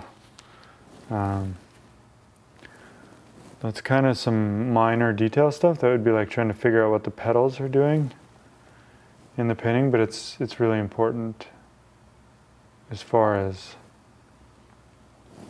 the level of realism and how you want to make your painting. So this cuts back.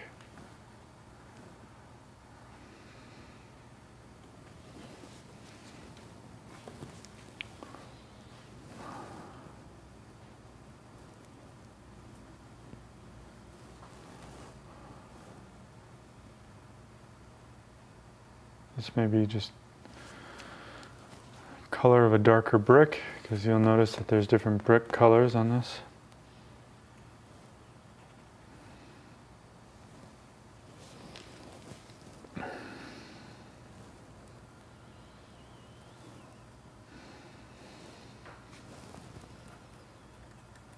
Continue on with this idea of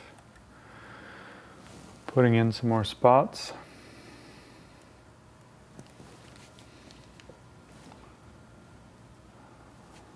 There's a tighter group here, then it diminishes back there, and then this, there's more of the white hairs, but they're in shadow.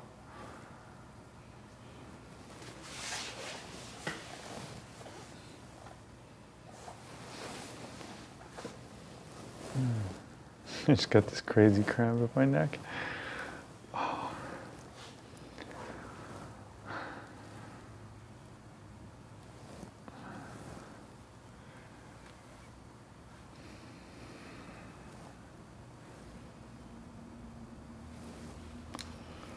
This is the color of the white in shadow, and this is the color of the white hair in light.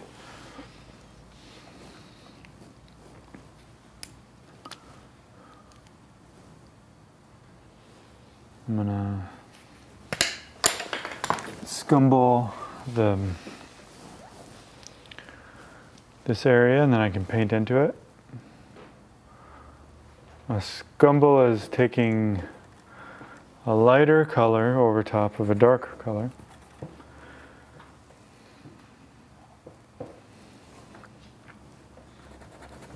So on my base, it's the gray base is the mid value.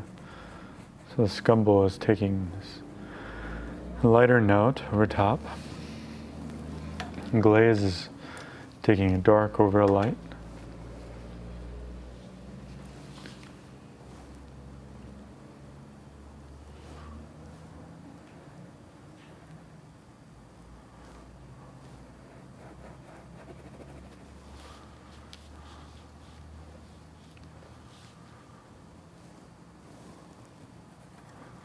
Some of these yellows back here as it turns back.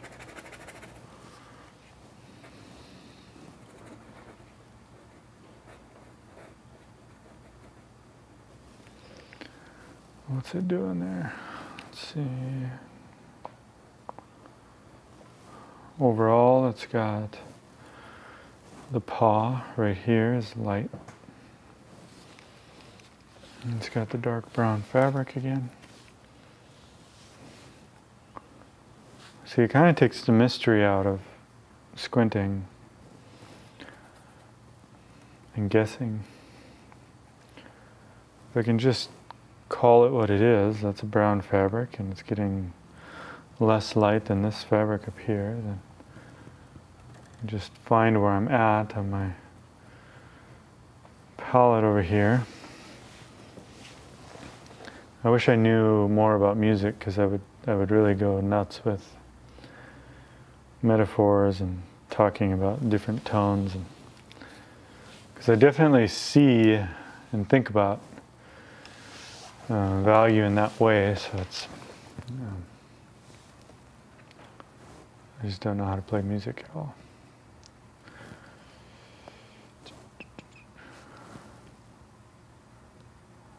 I think Sasha had a question about the high key or low key. And this, I would probably say that this is lower key. I feel like the majority of the canvas is this darker, a lot of these blacks. My whites are even suppressed. So it's definitely a dingier, darker, lower key. It's not like a high-keyed Monet.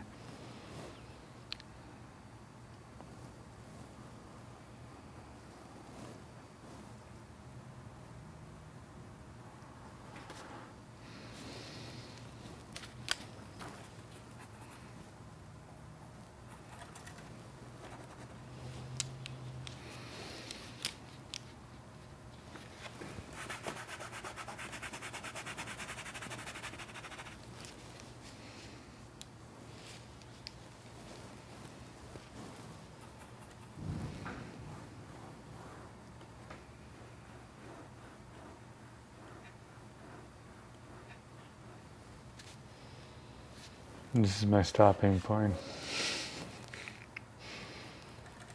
Do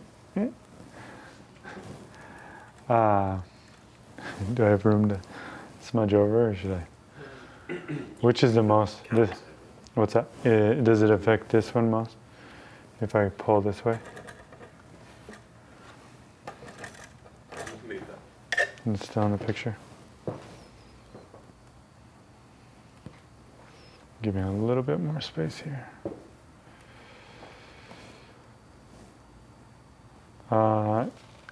Same as last week, you can all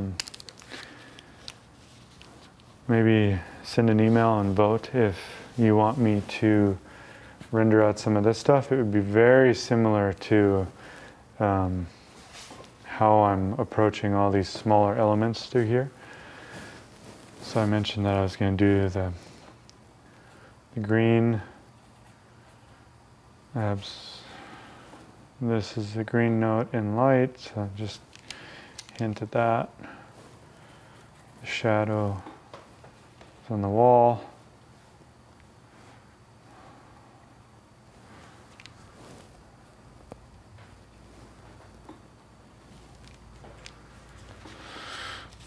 Next week, I don't know. I could trying to think if send an email. Tell me what you're thinking about. I can paint the skull and do all that stuff. Do this skull, and I have that pushed to the same level as this, so that we could kind of go through some of the next stage. It's really just a matter of what you guys want.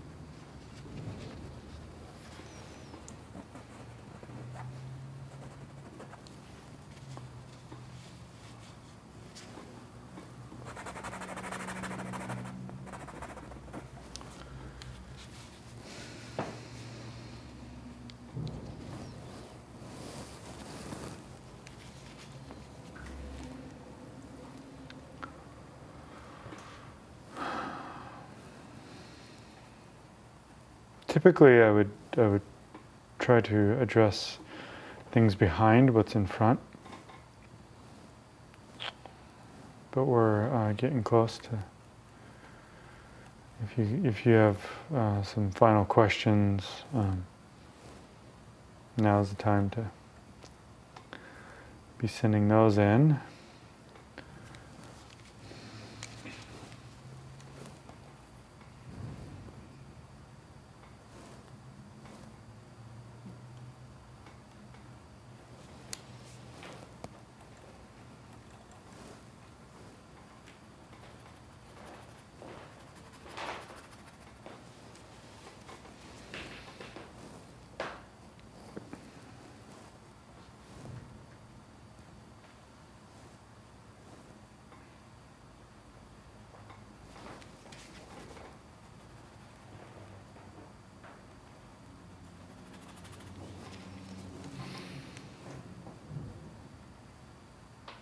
this is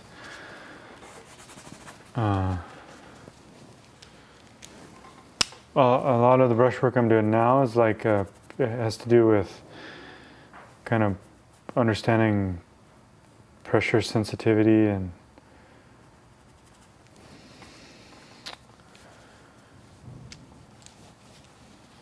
somebody who teaches a lot of that is Anthony Wachulis, I think, because he talks about the pressure of the charcoal and he does value scales with pressure.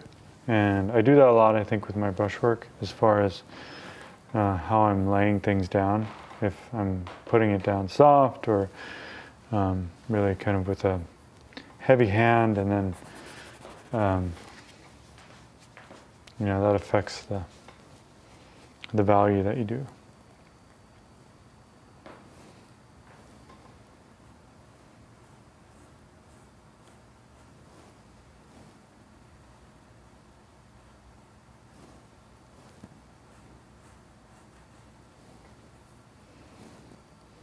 There's a paintbrush here. There's a couple more sticking out the top.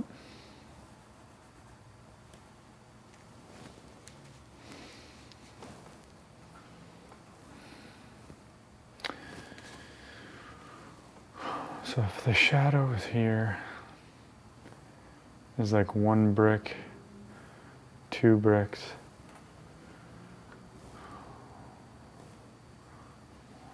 and then the top of this paintbrush here. Then there's the ferrule, which is reflecting a lot of, it's dark, has a lot of room, bouncing the ceiling, and then it's got a little bit of a highlight. I have a brush in there that's a sable brush that has some orange hairs that is like here.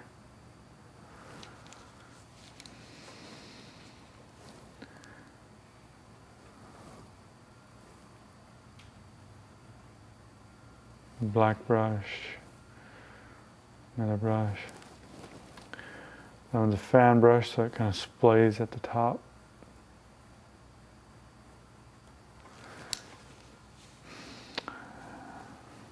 This one's a fan brush too, so that opens up at the top. Then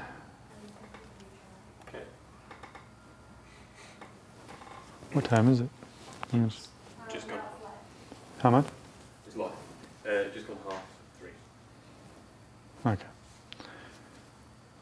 So potentially, depending on if people have questions, about 15 minutes left? Yeah, maybe a bit more. Yeah.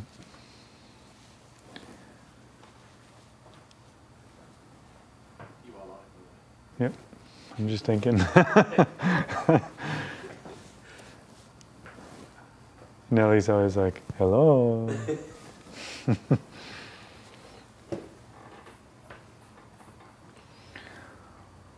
Trying to think of how much I want to tackle in the last half hour. I think I could maybe, I don't know. I'm going to do the skull.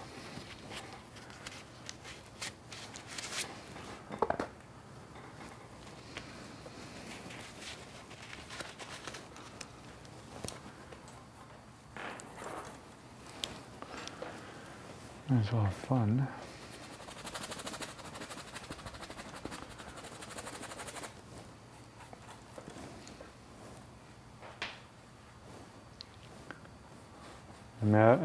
Remember, shadows are thin and translucent. That's why I scumble like that, is because I want the effect of the airy shadow. That would actually technically be a glaze.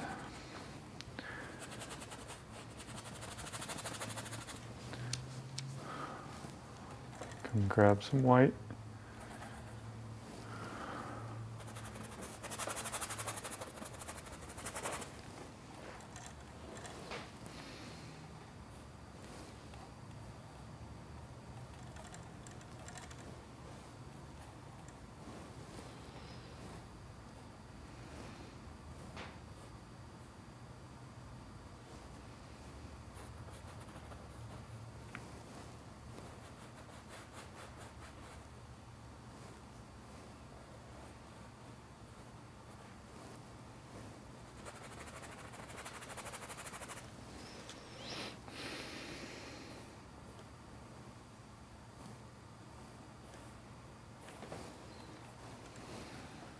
building up some of the paint for the lights.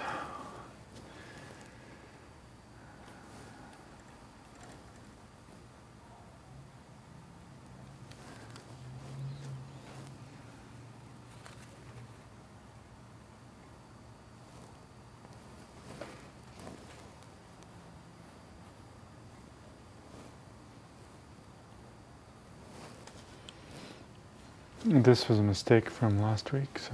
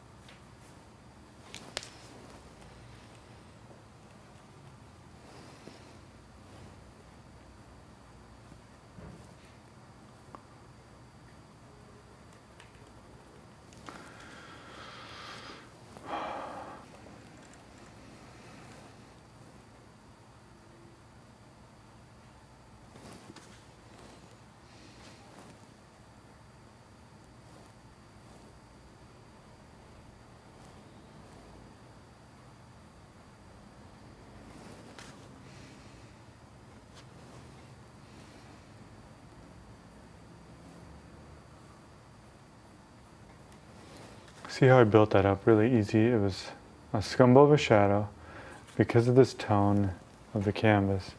Then I'm thinking, I've been just kind of dipping into my white and thinking about, again, the pressure of the brush and kind of wherever the form is facing the light the most, then I try to add a little bit more paint.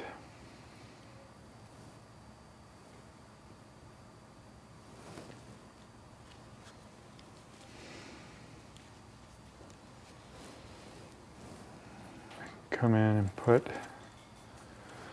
some of these bricks. So I have already kind of numbered off all the bricks. I have 1, 2, 3, 4, 5, 6, 7, 8, 9, 10 right underneath. So let's see how 1, 2, 3, 4, 5, 6, 9, 10.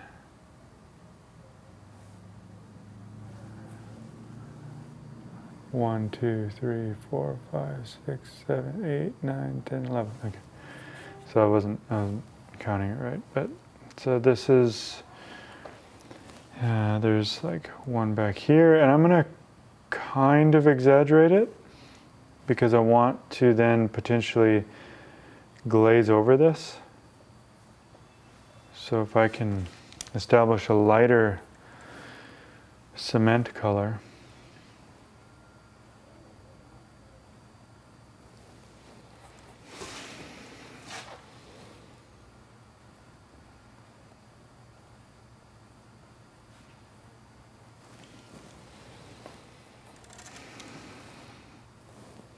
it's a little bit of underpainting.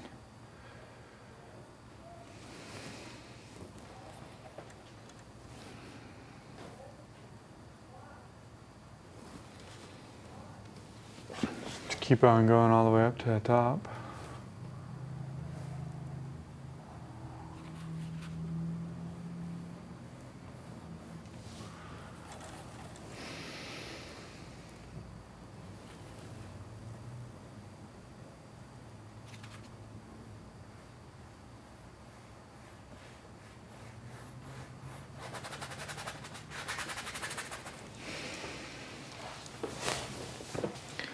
And I had the palette in there.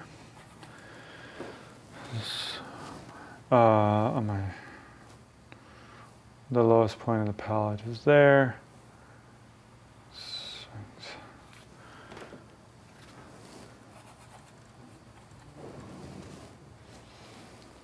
Shoots up like this.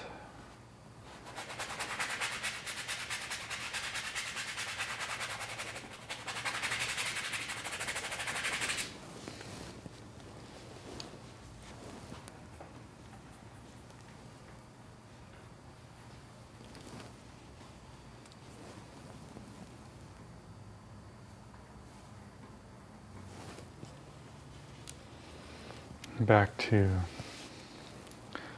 the bricks.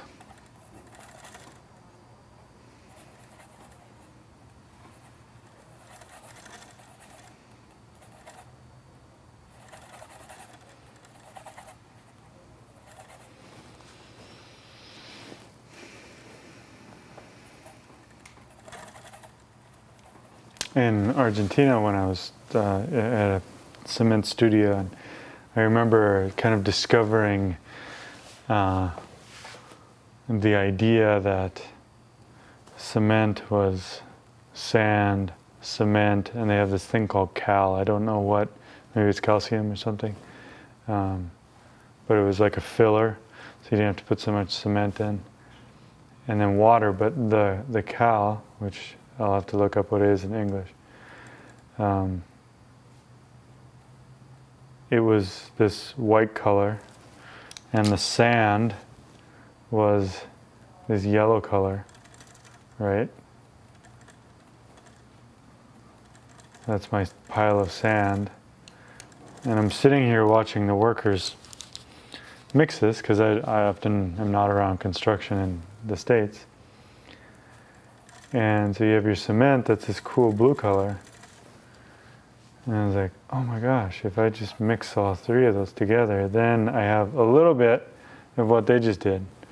And then so that was like my new mix for my wall. And I used it on so many flower paintings. So you see it all the time. I just mix sand, cement, and that filler.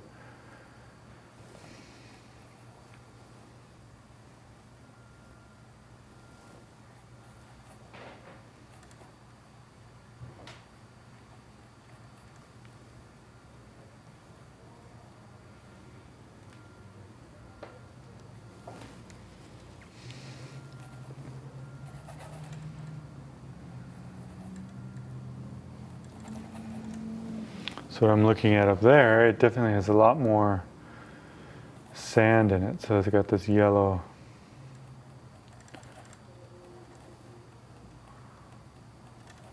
kind of quality to it.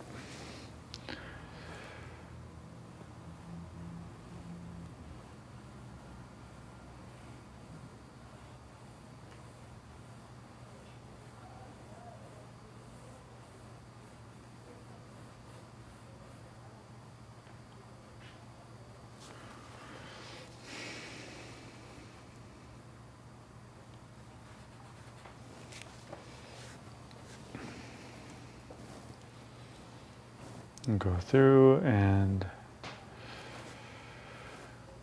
mark some of my verticals.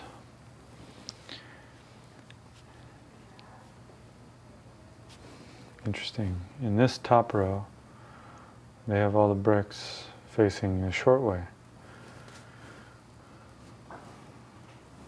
So 1, 2, 3. But in this one, they're sideways.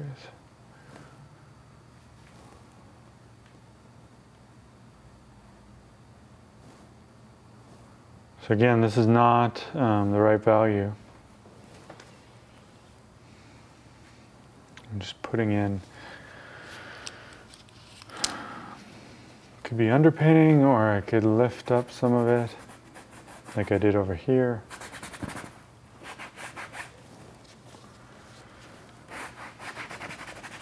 And if I glaze that shadow, so there's a shadow that happens over top of this.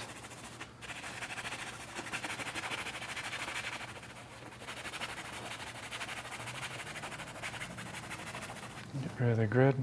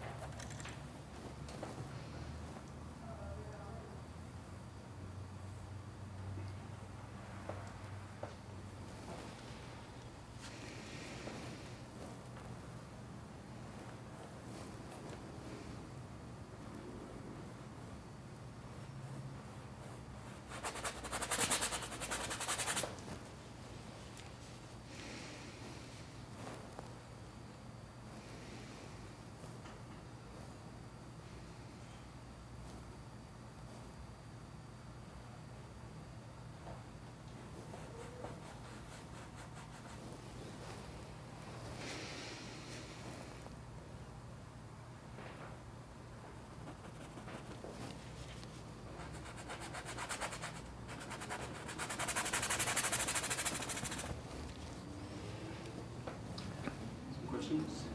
Okay. This is from Richard from New Mexico. So is your mind completely free from thinking about paint quality at this time? Does this preoccupation come much later? No, you may or may not have been. The paint quality is always present in my mind. Every time I look at something, I'm thinking about, like right now, there's not much paint up there because it's a shadow on the wall. But here, there's a big glob of paint, which I want to be careful not to mess this stuff up. So that's paint quality. This could be thin, etc. So that's the same way. This could be thin here. So I'm definitely thinking about it. And I mentioned this is really thin here, but then I'm building up some of these parts. So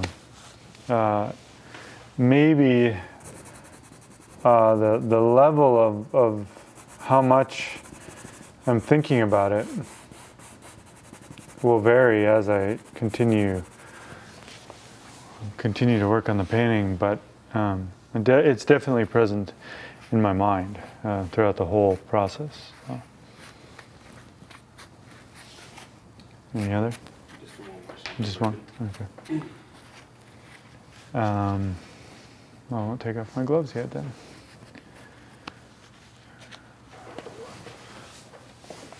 I'll paint a little skull over here.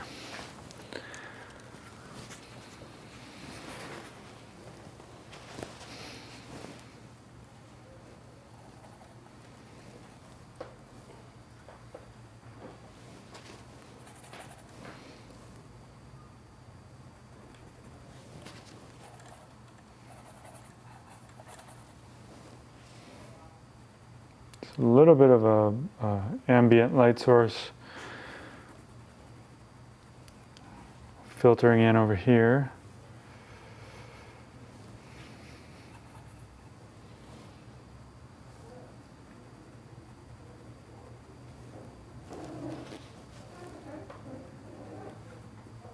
It's affecting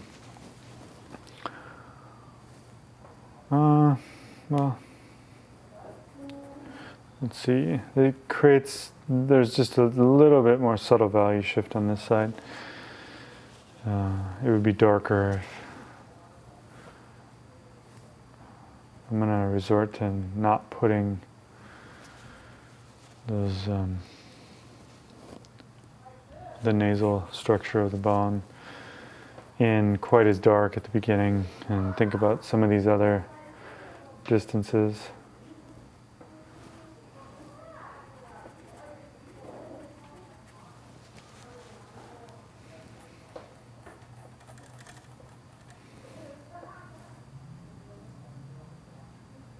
The light goes behind this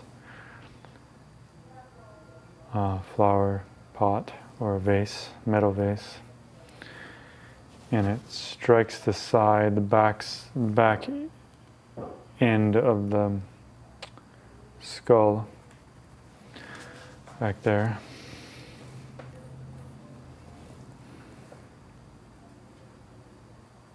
Hopefully those reference photos can give you some clarity too.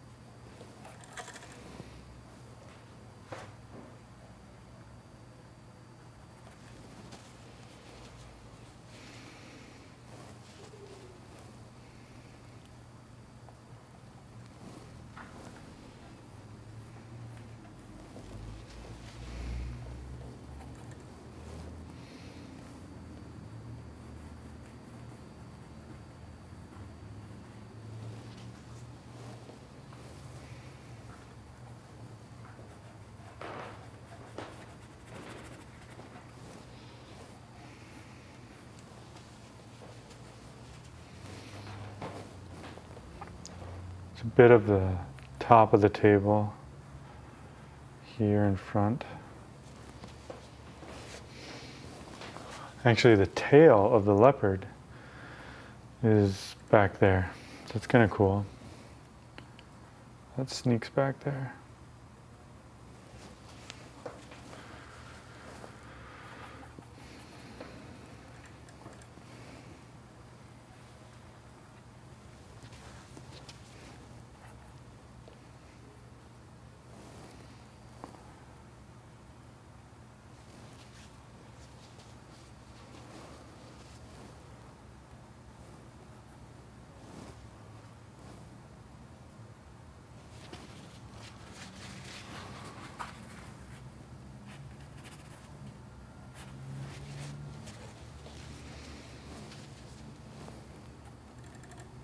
This is the mandible here, zygomatic.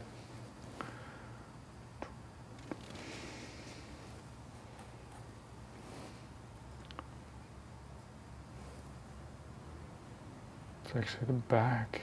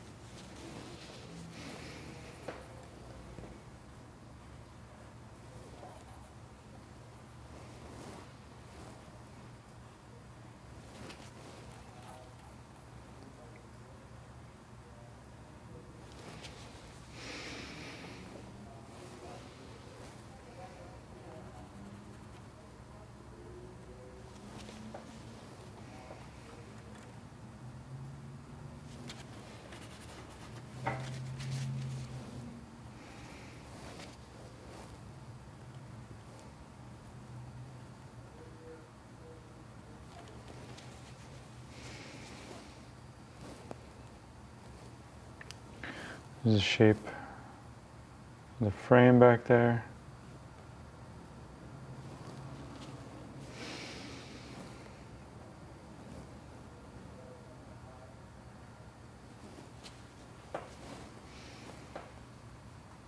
How are we doing on time? You got about 6 minutes.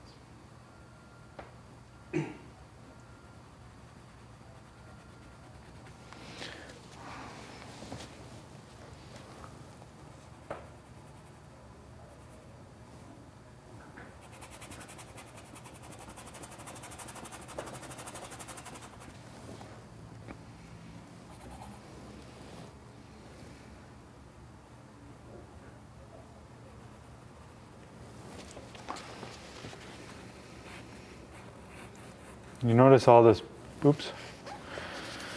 all this pushing and pulling of value, and that's the beauty of oil paint. Is it's not acrylic here. We're not working in a medium that's going to dry up on you really quick. You can really take advantage of that. And, or watercolor is another one that never worked in egg tempera, but that too would dry up on you. But oil, it stays really fluid, and you can use that to your advantage for edges.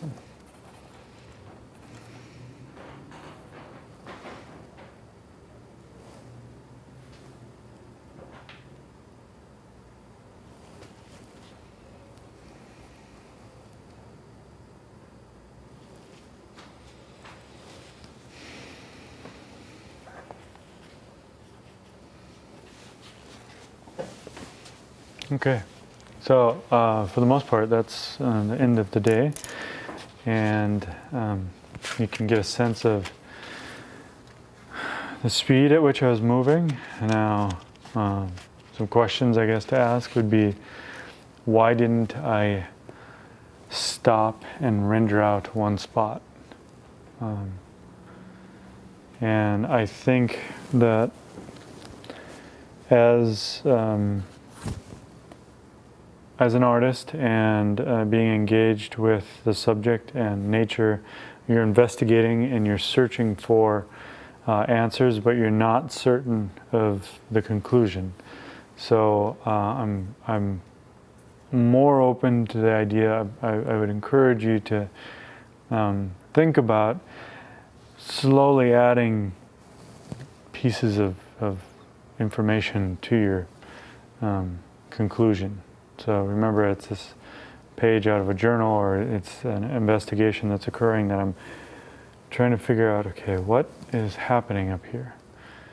And I'm not entirely sure of anything yet, but I'm getting a lot of information up there, and that's the key. So next week will be another round. Be sure to email, and if you want me to work on this a little bit, I can try to do that before next week, but I won't do a lot. If anything, it would be just a couple hours. I would do stuff like some of the bricks off to the left, which is just dark, and maybe some of the, I don't know, maybe filling in some of the white here and doing some of the molding, which is very similar to a lot of this stuff. So at any rate, I look forward to joining everybody next week, and I hope that this was helpful, and be sure to send us your comments. So I'll see you next week, same time, same place.